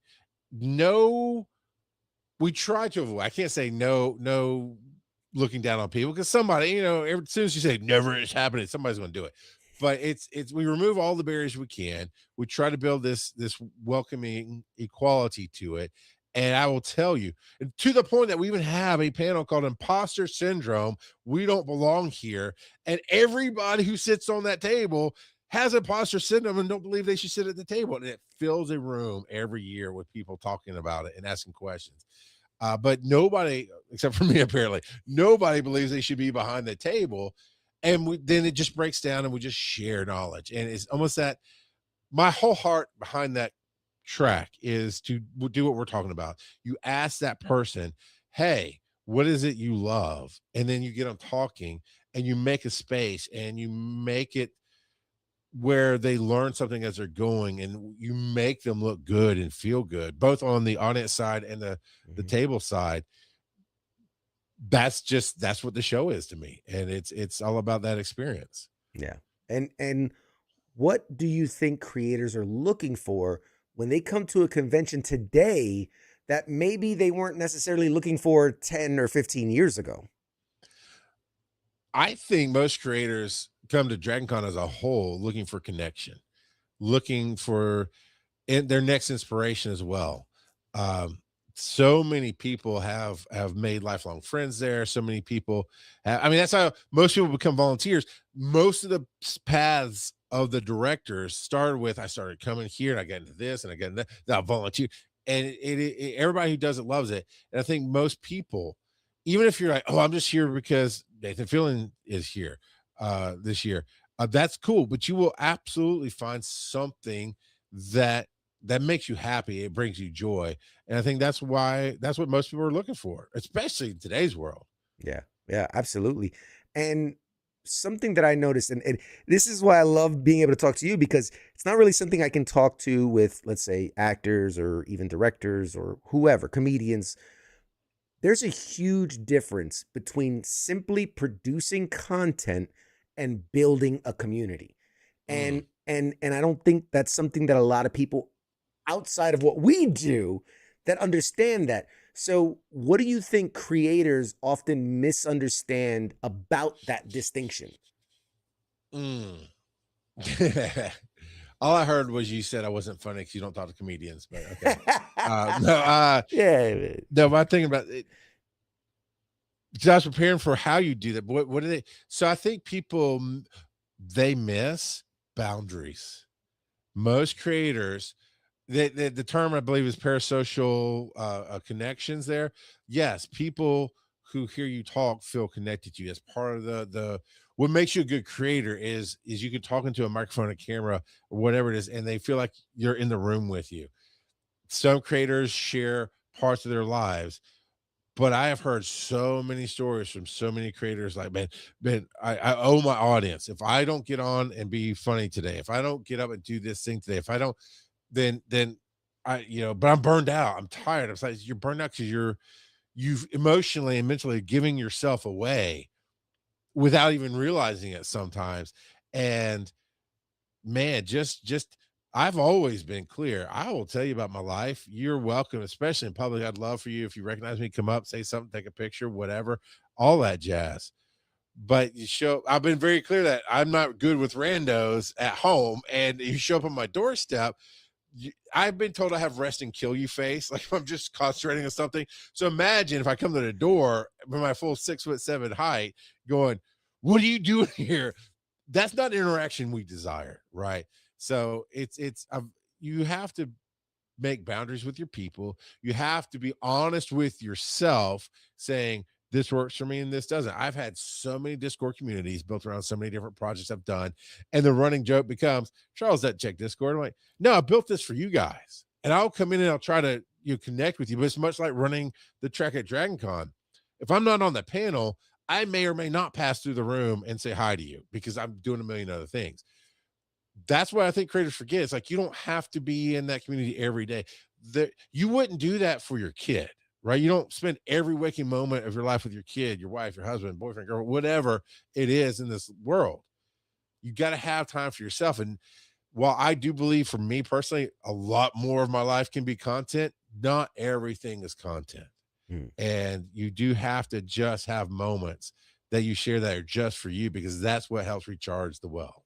Yeah. So I'm going to flip that on you now, because my next question is this: how important is it for creators to get out from behind the screen and actually meet and interact with the people that listen, support, and watch, etc.? It is important to the point that you can handle it. I do too. I do believe most of community is feeling like, anytime somebody's listened to one of my shows and come up to me in public, they approach this feeling of, hey, you recognize me. Because step number one for me is, even when you're on the camera and microphone, recognizing the names, like you did at going into the break, recognize the names of people who are here, calling out the people who are chatting, connecting with them. When they show up week to week, I start, hey, there's so-and-so, hey, there's so, that's part of that connection there. So when they've come up in real life and go, I really don't remember the guy's real name. He's like, hey, I'm Bobby Smith. I'm like, and I can tell he came up like an old friend. Like, he had that vibe of like, we kind of know each other. I'm like, he goes, oh, Rad Dog 37. I'm like, oh, why didn't you lead with that? I know who Rad Dog 37 is. I don't know who Bobby Smith is. Right. But that's part of that connection. And then being clear about your needs, your audience will understand that. So if it's something like doing Dragon Con, I love having fresh names, fresh faces, fresh people trying things. And sometimes it doesn't always work out, but we always try to give it a shot. And we have people who will, I think what I'm trying to say is if you're trying to come out from behind the camera, find a con that you can go get a fan table at. A lot of times those are free. They're not always, but they're very low cost, because you can't sell anything, but you're there to say, hey, this is who I am. This is my show. And people they will make more of an impact seeing you face to face and talking to you, learning about your show, or going, oh, I listen to that. I love hearing you every week, because you need that too. You need that energy fed back to you to hear somebody say, what you said influenced my life, it affected my life, it inspired me, or I just love what you do, thank you. It will help you see the world differently, and then you can take it anywhere from there. I'll always go get on any stage, anywhere, come do whatever I can to bring my brand out to the world, but that's who I am. If you're way more comfortable talking behind a microphone, you still have to have some availability, or just understand you're limiting, and be honest about that. I'm not good with meeting people in real life, and you'll build a community around that too. You'll literally build a community who will never want to meet you because they identify with that feeling. Yes. Yeah. It's the most awkward panel is everyone is backed up against the wall and nobody wants to look at each other. the panel for people that don't like to be around other people. No, my God, that was such a good skit too. We can do that. We can definitely. Now Dragon Con gives creators the chance to participate in front of a live audience. Mm-hmm. What does a live convention audience teach a creator that kind of this online, the analytics of it all, it can never recreate? That the numbers will never tell you you're doing good. They just won't. Good friend of mine, Josh Cooper, Uploads of Fun. We do a show called Little Brown Pill together. It's coffee's Viagra for your soul. And he has, I think, 13.5 million fans across the platforms, whatnot. And he's used to seeing good big numbers. he and I will talk numbers on our show. We'll talk that creator process on the Little Brown Pill. And just last night we were recording, and he was, as a creator, as a human, he was upset that he had done this new 3-camera shoot and it looked all beautiful, and he'd used AI to make the thumbnail. That's it, just a thumbnail. And somebody called him out for using AI on the thumbnail. And I was like, dude, you have 1,000 people who love it. And that's what being in a live room helps with, is you get past the numbers, you get past that imaginary rut of what the algorithm is, and go, I kid you not. And I want to say, I kid you not. I'm going to say this. You're going to go, of course that'll fill a room. But I did not believe it. When Pokemon Go launched, I had bought the rights to Pokemon Go podcast with Brian Ibbett, and him and I and Joe Ard started the show. And so as we got towards Dragon Con, and I was the director, I'm like, I really want to promote this show. This game is really big this year, but I don't think anybody's going to come. And so we put Pokemon Go podcast on the roster in like the middle of an afternoon on a Saturday or Sunday or something. And as we woke up, there's a line backed up to get in. I'm like, what are y'all? Because I know my download numbers. I know my interactions online. None of y'all listen to the show. What are you talking? Because they wanted to hear the game. They wanted to interact about the game. They wanted to share their own experiences. And there's a lot of takeaway stories from that first year. But there was this 10-year-old kid that was heard basically for the first time. Like, he was sitting there sharing some.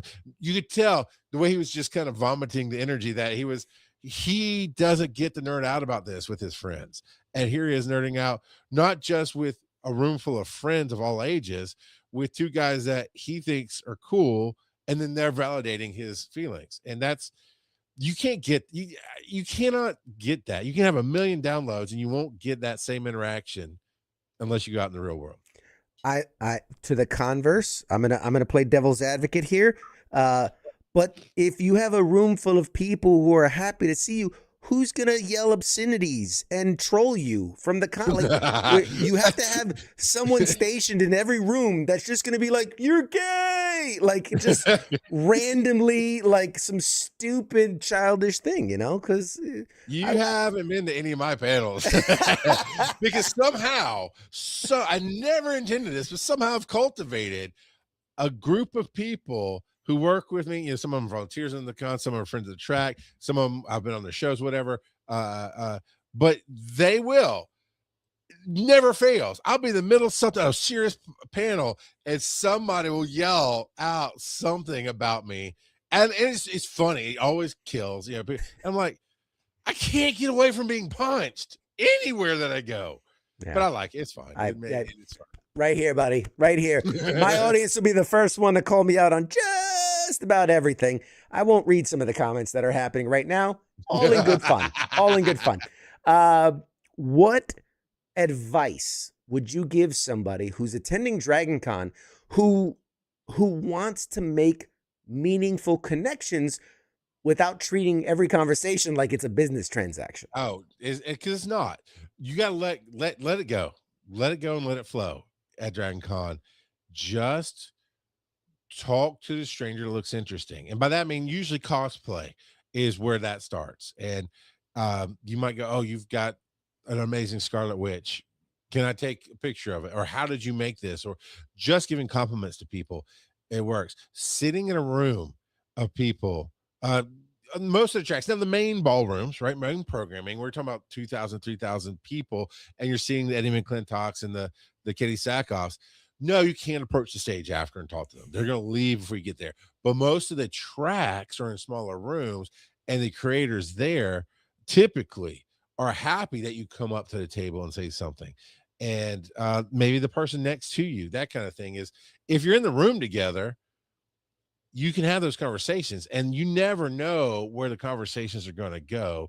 You just know that you had a moment that you got to be you and enjoy whatever it is you were enjoying. And the person next to you was too. And they may lean over and go, "Man, that's a great notebook you have." I've had the weirdest compliments it's great. I've had the weirdest compliments to open a conversation just because we were all in the same room together. And somebody like, oh, I like your jersey, man. I'm like, okay, cool. And because when you compliment, they feel like they can come back and you can talk. And it's not like any other con. And if you're going from the creator level, one at the digital media track, we have a creators table where you're welcome to bring stickers, business cards, whatever it is you promote, and put it out. It's free to take, right? It's not, we don't sell anything in that room, but you put it on the table for people to take. And it always starts out with one or two early birds really getting in and wanting to get their stuff on the table to by Sunday night. Well, by Sunday morning, it's full of stuff. Like, I don't even know these people. And here's some really, I will take a little of that myself and check it out. And you can give away stuff from the panel tables on our track at the end, like, hey, come up and get a free sticker or come talk to me. Those are the kind of connections you can make. And there are two things I think that can get you out of your comfort zone. Because I kind of feel like the people I'm thinking of, they want to make a connection, but it's harder. There's usually questions during every panel, so you can step up, get on a microphone and say, hey, you don't have to identify yourself. Now, we highly encourage it in the digital media track, especially if you have a show. I'd expect you to say, hey, this is pop culture, warfare. I don't know. I'm drunk, man. I can't think. No, I'm not drunk. I'm sorry. My brand, though, is I mess up. If you don't already know, I mess up names, and I just roll and just because I'm gone about it. I work so hard to go, your name is Brian. Your name is Brian. Your name is Brian. Hey, Brad. So I just gave up a long time ago when I was 20. I understand. So, but I always go, hey, I'm Charles McFall, and I host a Little Brown Pill, and here's my question. Or sometimes like, hey, thank you for sharing this information, or so on and so forth. And if that's not your thing, right? Or maybe sometimes the line gets too long, we run out of time. Just walking up to that person at the table and saying, thank you for saying XYZ, because you can almost always find something you took out of it that can start a conversation of just two people talking, and you may end up making connection and wanting to do more. You may not, but it shouldn't matter. It's not like the podcast conferences I've gone to before where it's all business cards.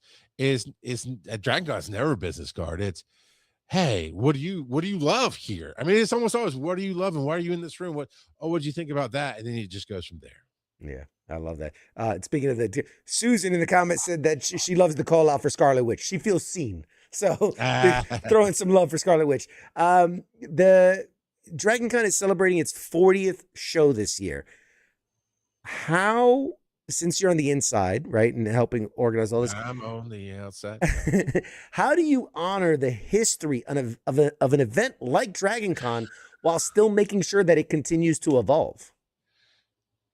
I'm glad I'm not responsible for that at this point. There's many people above me, because that's a very hard one. It is, but that's okay. Breaking it back down to the tracks. What Manny and Rachel and Pat and Sherry, the people before, Pat and Sherry are the two of the founders of the con. They're also the parents of Rachel and Mandy. Rachel and Mandy this year became co-chairs of Dragon Con, and they grew up in all this, right? So they've come through all the different things that I've never seen. All I see with Dragon Con is love, and people love Dragon Con. When you're on the inside, right? You're the inception 6 levels deep on the inside. I'm sure there's hate, there's problems, there's issues, but they've always kept up with what is ever changing and how to keep it positive and how to serve the fans.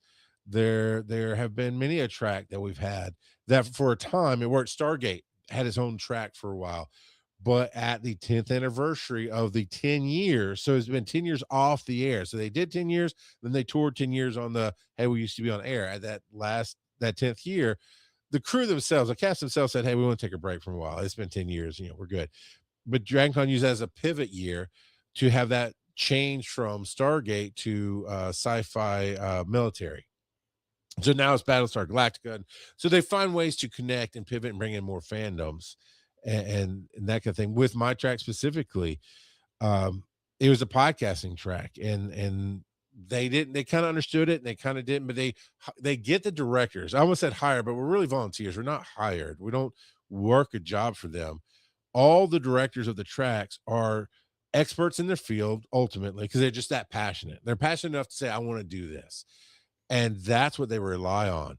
So, when I started doing the podcast, I was like, hey, here's why I want to do digital media. boom, there it is. And they backed me up. And then every time I try to stretch, sometimes I had to explain what I was doing because that wasn't their world, but they opened up to it, to the point that now over the last 2 years, I think it is, for official press, they started letting in influencers. But and they do it safely. You start with a really vetted small group and make it clear of what you're trying to look for and let them do their thing. And their Dragon Con is really great about letting all of us do our thing. And if we get, it's almost like the operation game, you get too close to the side, you touch the side, bing, and it's not a painful thing. We don't get shocked in that game. So it's not like they come down with the wrath of the dragon on us, but it is very much, hey, let's bump back in. This is, we need to show you a little bit more of our picture as you're showing us your picture. And I think that's how they've been able to evolve. I mean, 40 years, it's changed so much in the pop fandom culture world and wrestling. I would never have thought us, I kind of think of Dragon Con as like a sci-fi pop culture con, but it's not. There's wrestling. There's so many, there's teapot racing. And that's not like people make little teapot go-karts. No, this is literally carrying teapots on plates. But it's just, you just keep finding what people like. And as things fade, you don't get rid of it. You roll it into the next thing that keeps the nostalgia, including we have classic media track, which is everything over either 20, 25, or 30. I forget the exact mark, but it's somewhere between that 20 and 30 year range. So they just are constantly getting new content because it ages into them. So, I mean, how do we evolve as humans? I mean, just because I grew up doesn't mean I don't still like to go watch the old G.I. Joes every once in a while. I love it. I love it. And when people hear Dragon Con, right, they think, they may think, costumes, they may think the parade, the celebrity guests, the parties. What is something important about the convention that the casual observer might not understand? It is okay. So it's 2 or 3 things. One is definitely, you don't know what you're missing out when you don't go to those little rooms. When I first went to Dragon Con, I thought everything was celebrity based because I'd gone to a few of those panels. And so I went down, I was like, I went to the Stargate track room and I'm like, oh, Stargate, I love Stargate. And the people on the panel were more or less reviewers of the show. I think there was one that was a regular extra on the show, 1 or 2. But it wasn't like the big names, right? Like, oh, this is different. This is a different take. I really stepped in there because I wanted to charge my cell phone. But, I was like, oh, and I got something different out of it. And so if you don't go find those little rooms, you'll miss out. The photo shoots, just walking past, there's so many great, all the hotels have great photo opportunity areas, as in they'll gather up all the Wonder Women that want to be in this photo, gather in my hotel's the Hilton is where I stay at most of the time. So it's out on the Hilton patio, and they have these set of stairs that a lot of people use. So you'll get all the Captain Americas and do a photo shoot. You'll get all the thises or that's, and just walking past just to see what they're shooting right now is amazing. The second thing you'll miss, if you just look up at all the big crazy that goes on, there's a lot of awesome crazy that goes on, is just sitting down in a corner. When you just sit down anywhere and just people watch, the levels of cosplay versus non-cosplay versus the conversations that you'll overhear as people go by, just those blips of humanity are amazing if you don't just stop for a minute and sit and just clear your mind and look around. And I guess, I was thinking walking through the different hotels to see what's going on. The Marriott has a Walk of Fame, which is great. And they have a bunch of different musicians and creators booths. Then they have some other things going on. Walking around, finding new things is something that's easily overlooked if you don't slow down at Dragon Con. I love it. And as someone involved in the digital media side of things, what are you most excited for specifically this year at Dragon Con? Being that it's the 40th, we have Thomas Sanders. If you're not familiar, he started out in Vine. Vine came out, I don't remember if it's pre-YouTube or about the same time as YouTube, but Vine was 6 seconds. That's what you did. I never could wrap my mind around how do I make this. It lit me up. I was already podcasting at the time. I was like, ooh, how do I couldn't do the 6 seconds. But Thomas Sanders was one of the few that really mastered it. and made a name for himself. If you watched it back then or go look it up, his was story time. And he would jump in, he's like just walking up on people. And sometimes it was skits, of course, and made up, but story time. The old man was sitting next to the princess and he saved her. And the guy's like, I mean, and random people are doing fun things. And he just made a huge name for himself. And he's kept creating throughout all the years. I started podcasting in 2004 and kept creating throughout all these years. Josh Cooper uploads the fun. He's newer to it and he grew fast. So we're doing a panel specifically called From Vine to Viral that's going to have all of us on it. Rob Roberts, who's now with Orange Lounge Radio, is in the Guinness World Book of Records for the longest continuous live internet show. He's going to be hosting it. And Death Battle, we got one of the guys from Death Battle on too to talk about the different levels of creativity. And it's just one of these moments where I just want to hear their stories just as much as share some of mine of going, how did we come from where we came from and keep building, keep our sanity and adapt to the creativity and still be happy and sane. Right. And so that's the one I'm the most excited about. I love it. And man, we're running out of time and I have so many more questions to ask you. I can do this for hours. Right. There are people who feel or who may feel like they've outgrown fandom or that they are too old or too new to belong in these kind of spaces. What do you say to the people that fall into those categories? So like outgrown the fandom or they're too old or this is too new for them. What do you say to those people? You're the only one saying that to yourself. So why are you creating conspiracy theory against your own thoughts? I mean, who's telling you? Because somebody's telling you're too old, they're not at Dragon Con. Because I love when I look up from any panel or walking into any room and there's somebody who's obviously 80 plus and they're just taking notes or asking questions or having, too young. We come on, man. Come on. I'm not connected. Look, I'm not connected. I barely have some anime on my walls. I barely know what I'm talking about with anime. But I will go to an anime panel and connect with people. You're stopping yourself. Stop committing hate crimes against your own mind. Stop self-sabotage. Yeah. When Dragon Con 40 is over, right? And when you're looking back, what is going to make you stop and say that was a successful show? That's, I don't know. So every year, it's everything for every creator is based on what you're going through in life. And there was a moment in time through a few years I was director there that every time we come out and people are like, oh, it was great. It was fun. It's good. I'm like, yeah, but I could have done that better. We could have done this better. We could have done that better. I've learned how to separate that. We have a final panel on Monday called Like and Subscribe, and it's the feedback panel. I just call that to make people laugh.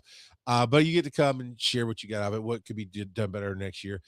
But what makes me feel like it's a great show is usually Sunday night before I go see Botched, which is our final big show of the weekend. It's a D&D podcast that's drinking and debauchery and not very much D&D. I go to the empty room, usually sometime that night, and I look at it and I just kind of see how I feel about the whole weekend and just reflecting back on the people laughing, the people asking questions, seeing the creators do their thing. I think ultimately 40 or not, that is what makes it a great show. Just knowing that people wanted to be there and you're seeing them come in the room happy most of the time. Not everybody can be happy all the time, but just that energy when you walk through the rooms and you feel it, that's what tells me it was a good show. Nice. And obviously this is our first time going and covering this. So for creators, for media outlets coming to Dragon Con, what is the best way that to work within the boundaries of the convention, right? To respect the process, to make sure we're helping rather than adding to the chaos? Well, there's a process for press to do celebrity interviews. So that's not allowed on the Walk of Fame because there's just too much going on. So you go through there for that. Other than that, usually it's just consent is sexy. right? It is just asking, hey, can I talk to you for a minute? There's so many independent creators on top of just the people who love what's going on that put out so much great content throughout Dragon Con. It's the number one rule: don't be an asshole. That's it. It's ask politely. Oh, it never hurts to ask. Hey, can I interview this person? Can I talk to you for a minute? And respect that no is a full complete sentence, and that, anything below celebrity is fair game. Just be human. When it is access, then I know you guys have applied, you're on the list. I'm only part of the interview process part of it, like this, so I don't know if you get approved to talk to celebrities or not, but that's a process you go through, which okay, from your action and for how you handle yourself, I can imagine you did. But I have to guess. I do not know because there is a process that I'm not a part of. But then you follow that. And then if you didn't get it this, you can ask for, what can I do different? That's a process that we have as well. And if you're just now listening to, oh, well, it's too late. It might not be too late to apply for press. You might still apply for press. I can't say you'll get it or not. It's really late in the game, but you can try. It never hurts to try. But if you hear that you want to, go and ask. You ask how it happens from anybody who got it. I always give people the recommendation of, if you want to be on a panel next year, go to a panel, ask a great question on the microphone to the panelists of the topic that means something to you, and then make sure you introduce yourself to, if you can, the director in the room. If not, introduce yourself to the volunteers, and they'll get the information to the director, because that's how you start really making your headway into doing what you want to do. Yeah. I was going to say, I don't know why Pop Culture Warrior doesn't have there's going to be a panel or something. We got to be on something next year, man. We got to make this happen. Oh, I make that easy. You get into the Discord, the digital media Discord, Linktree/DC Digital Media Track is where you'll find all the links. Discord's free and open to the public. You don't have to be a creator. You just have to be respectful. And as soon as I open up the application, there it is, and everybody's helping, and there's a whole room dedicated to panel ideas that is running all year round, with people talking and shooting ideas and working out things. As soon as we open up the application, there you go. Yeah, I love it. Let's do a quick rapid fire. If you got a couple, I'm gonna hold you a couple extra minutes just because this is good stuff. Explain. This is something that I had to learn about. The badge ribbons. There's a thing. There's a fandom. There's a subculture within Dragon Con. Please let the people know. Explain the badge ribbons. This year becomes a full culture in Dragon Con, with Dragon Con embracing the ribbons. So when Dragon Con first, when they were coming up and trying to figure out different ways to identify volunteers and directors and different things, they did badges. Like ribbons for the badges, and it would say whatever it was, volunteer stick. And then people thought that was cool, and they started doing ribbons. So then Dragon Con said, we're not doing ribbons anymore, and they actually tried to ban them for a while, and that's almost impossible. And it really has, like any other good subculture, it's almost cult-like, and the fact that people just make these ribbons. I was patting my pocket to see if I have my wallet, because I actually have one in my wallet this year. Dragon Con made director badges, so I have a ribbon. I keep saying badge, I mean ribbon. Has a ribbon for your badge that I'll put it on mine that says director on it, just for fun. Anything and everything can be made, and it's so much fun to do it. And I don't know if there's an official contest or not, but I know in the Hilton, but in the Marriott, where they have all the floors, you can be on the balcony because it goes all the way up. It's a TWA for all those who follow Loki. It's a time bureau there. They will see how many balconies they can go up and throw their ribbons over and have it touch the ground. It's insane. But the best one, that's always really interesting and fun. But the best one is this lady for the last 2 years, and I hope she comes back this year. She tries to collect enough to make a cape. And usually by mid-Sunday, she has a cape of ribbons. And when I say ribbons, they are literally these 1 inch by 2 inch things that fit on a badge that just glue to it that save anything. I got one last year from Chet. He's not the creator, he wasn't there, but the Chet blew up on the internet last year, and some people cosplayed, and so I got a couple of Do It Lady badge ribbons. There was some French mountain climbing mime game that blew up last year, and they had ribbons that had the sayings from the game. So I grabbed one from my friend who was really into the game. I didn't know what it meant, but I handed it to him. I was like, oh my God. It's just everything. Sometimes it's your podcast show, Pop Culture Warrior, right? I knew it. I got it. You can put that on a badge ribbon. You can, you can be funny about it. I don't want to ruin the surprise, but I got some friends that are making some really cool ones. It is the funnest collectible you can get, and it's pretty much free. I'm not saying some people don't make them to sell them because that's whatever, because it does cost money. But usually people, if you go, hey, can I have a ribbon? Or where did you get that ribbon? I mean, sometimes I pass them in the hallway, but just find them. Oh, there's a secret subculture as well. That's swag and seek. And it is a big group of people who come together on Thursday that make things, that buy things, and they put them in little baggies, and they go hide them all over the con all weekend long. And I'm talking about, you can look in the planters, look on a shelf, look on a little brick, and you'll find mini Legos and all kind of great geek things. That's just there for the taking. I love it. As I've been diving deeper and deeper, I love everything I'm finding.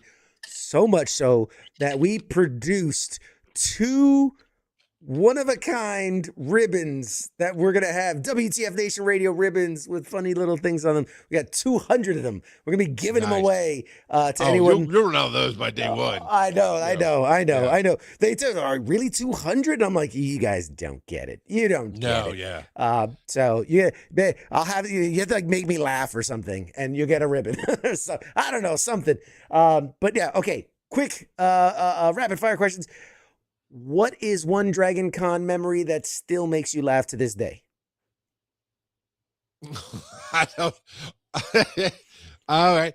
I was on a show called Booze and Phasers, and I mean, I guess on their panel, they did their live show. And I guess on their panel because I was there on my network at the time, and for whatever reason, they decided that if every time the crowd said Hodor, because that had just happened on Game of Thrones, I had to take a shot, and I got pretty drunk mid Sunday afternoon to the point that I'm laughing and I almost fall off the side of the stage, and the celebrity next to me has to grab me and pull me back in. I'm like, I'm so sorry. He's like, you're good. Because he was in on it too. Like he was starting going, no, we need to take it easy on Hodor. I'm like, oh, shut up. Yeah, I had to be helped down off the stage and sat in the front row for the whole next panel. I couldn't move. It was a lot. What is the strangest or most unexpected thing you have ever seen happen at a Dragon Con? Last year, trying to walk through the big atrium area and had to stop for a bunch of Waluigis and Wario's doing a dance party to Golden from K-Pop Demon Hunter. And there's like 30 of them doing a dance off. I love it. What fandom are you personally enjoying the most right now? Demon Slayer. I just that solo leveling is very close for that fandom. Yeah. Demon Slayer all the way. Fair enough. If someone never attended Dragon Con before, what is your single best piece of advice? Hydrate/rest. You have to drink a lot of water. You got to know when to say when. Yeah, because for those that don't know, this is a 24/7 marathon of nerddom. So you don't want to put yourself into an early grave. It starts Thursday at 5. It ends Monday at 4. Those are the business hours of Dragon Con. It's so true. Where should people go to keep up with you and find out more about Dragon Con's digital media track? So I'll give it again, and it's also linked to mine. It's a Linktree/DC digital media track. It should get you everything that we do. We stream the 2 rooms that I Quody Fingers owns, so you see it live all weekend long on our Twitch channels. And for me personally, it's Linktree/RGOP42 because I'm the rock out of podcasting, and 42 is an answer to life, universe, and everything. Outstanding. I've got nothing more for you. Charles McFall, you are a fucking legend. You are the rock god of podcasting. Thank you so much for taking time with us today. I hope you can take time out of your busy schedule so we can cross paths come Dragon Con. And I'm super fucking excited to be fist deep into Dragon Con. to really, I want We to. have a puppetry track too. Just saying. I want. What's the old saying? Like, ride them hard, put them away wet. I want to come back dripping wet after Dragon Con, and I'm sure that you and your friends are going to make that happen for me. Ladies and gentlemen, Charles McFall, follow him, follow Dragon Con, go there, make sure you do all the love. I'm going to give you the last 2 seconds to say whatever you want to the audience that's watching at home, and then we'll toss to a break. Look, I want you to come see my game show at DragonCon. I believe it's Sunday at 4:00 in the afternoon at Crystal Ballroom in the Hilton. It's called Fandom Face Off, the ultimate game show of bad decisions. Fucking love it. All right, there you have it, folks. We'll have more show right after this.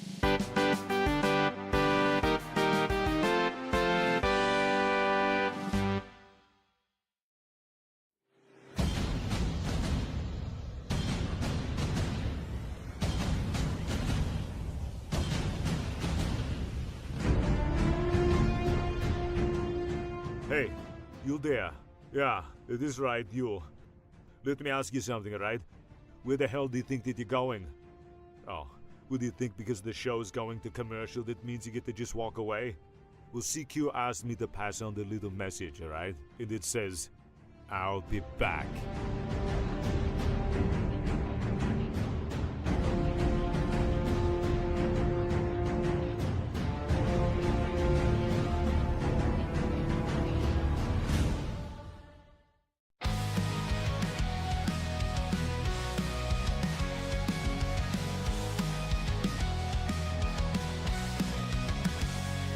In the shadows of the city bright, where heroes rise and take the fight, there's a voice that breaks the night.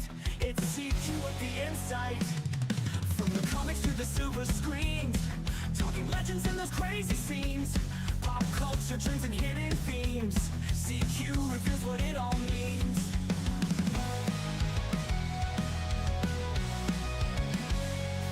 From the comics to the silver screens, talking legends and those crazy scenes, pop culture trends and hidden themes. CQ reveals what it all means.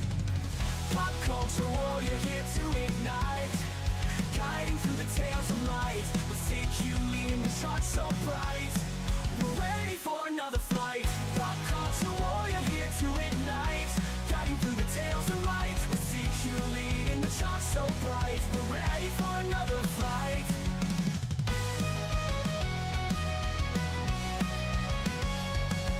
Marvel at the twists and turns, villains playing, heroes learn. Every episode we'll discern lessons from the past to learn. Games we play and books we read, CQ's list is what we need. Memories that make us bleed, together we will take the lead. Pop culture warrior here to ignite, guiding through the tales of light, with CQ leading the charge so bright. We're ready for another fight. Pop culture warrior here to ignite, guiding through the tales of light, with CQ leading the charge so bright. We're ready for another fight.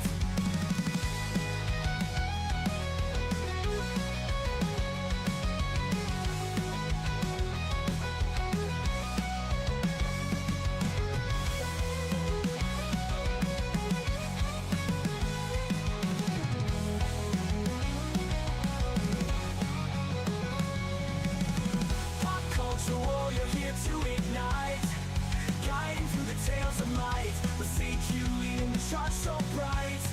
We're ready for another flight. Pop culture warrior here to ignite, guiding through the tales of light, with CQ leading the charge so bright. We're ready for another flight.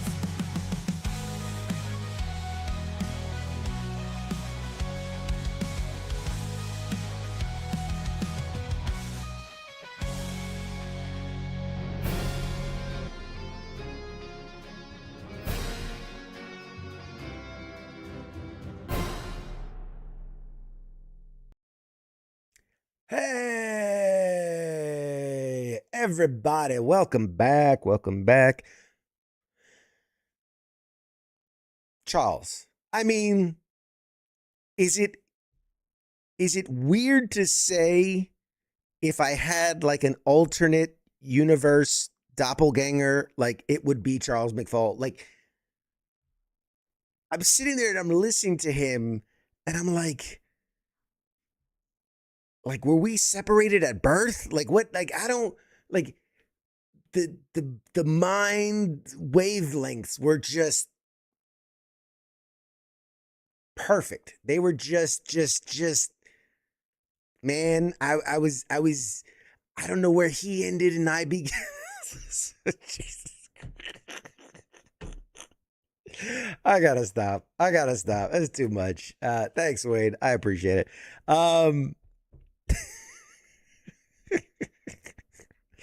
Dude, I gotta say though, I'm coming from somebody that has done San Diego Comic Con and New York Comic Con and all the Comic Cons, Pizza Con and Magic Con and all the cons, the cons. The more I've looked into Dragon Con and tried to understand the community and the process and the way things, because every convention runs differently and focuses on different things and brings different things to the table, but this is, it's different.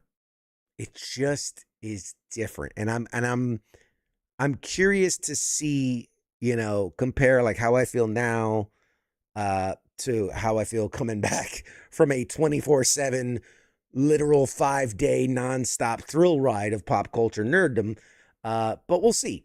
We are from the same planet. Yes. He was made next to you in a lab. Yes. I do feel like there's a great way to put it. We were definitely made in the same factory, in the same geek lab. I do feel like we a lot of the same materials were used when making both of us. Absolutely. But yeah, Dragon Con, super excited. That is happening. I think it's September 3rd through 7th, I want to say. I should know this. Let me pull it up. It's this September. Oh, I nailed it. 3rd through 7th. Ha. There you go. September 3rd through 7th, Dragon Con in Atlanta. Super excited to do it, man. That's one's been on my dream sheet for a little while, so finally happy to cross that one off. Next year we'll tackle some other ones like D23 and some others. All right, ladies and gentlemen, we've reached the end of another amazing episode of Pop Culture Warrior. Tonight we were joined by K-Mill in the first hour and Charles McFall in the second hour. Some things to look forward to around the horn. I'm pulling up the schedule. It says next week on Pop Culture Warrior, we have Daniel Futcher. I want to say if I remember correctly, he's a composer with his work being featured on like My Adventures with Superman and a few other things. Monday the 31st on the Monday edition, we got S.G. Blaze joining us. S.G. Blaze is an incredible science fiction writer who has a whole universe of books. It's going to be an incredible conversation with Ice on the Monday edition, August 31st with S.G. Blaze. Tuesday, September 1st, we got Christian Streety on Pop Culture Warrior. You'll forgive me, I forget what he's from. My God, we have so many guests coming on. I'm getting them all mixed up in my head. Friday, September 11th. It will be an FTX, but we have something super, super special planned. Tune in. Friday, September 11th, FTX. It's not your typical FTX. Let's just say that. Special guests, special events, special games, special. And then already looking out into the future, Tuesday, September 22nd, Ryan Oakley on Pop Culture Warrior. And then one that I'm super, super, super excited to finally announce. We were able to lock in a date. Tuesday, October 13th. We've got Glenn Mazzara coming on Pop Culture Warrior. Glenn Mazzara is one of the original showrunners of The Walking Dead on AMC, as well as a billion other things. He's an incredible dude. I got to sit down and talk with him at San Diego Comic Con. Absolutely fucking just lit it up and had a great time. And he's an incredibly busy guy. And so we're finally able to lock him down October 13th. Tune into that one. That is going to be a really, really good one. Glenn Mazzara. Oh, Jesus Christ, Scott. Scott. I don't even know if I should repeat that on air just because I don't want it being clipped and used against me in a court of law. Naughty. No. No. No, Scott. Oh, man. Great show. What an awesome person. Kudos. Thank you. Thank you, Susan. I mean, he really is a cool dude. Really enjoyed Charles. And come hell or high water, I'm going to find a way to wrangle him down at Dragon Con and get to talk to him face to face, just because I gotta give the guy a high five or something. So one last plug. Thanks to Double Time Sports Drink for being our drink sponsor here at W.T.F Nation Radio. We don't get paid for that. They just send us bottles of Double Time Sports Drink, which I appreciate because it keeps me hydrated. All right. That's about it. I got nothing less for you. Tune in next week. Shows all week. Sports Bar is finally back. Sports Bar is back this week. King and Me gets back, I think, next week or the week after. Smoke Pit is coming back soon. We're just figuring out a date that's going to work. And then shows the rest of the week.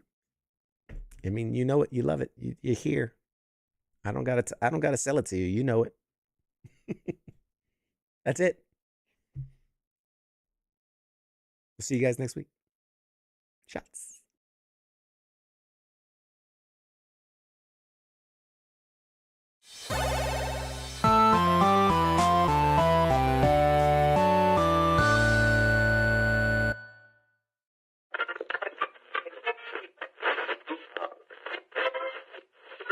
Let's see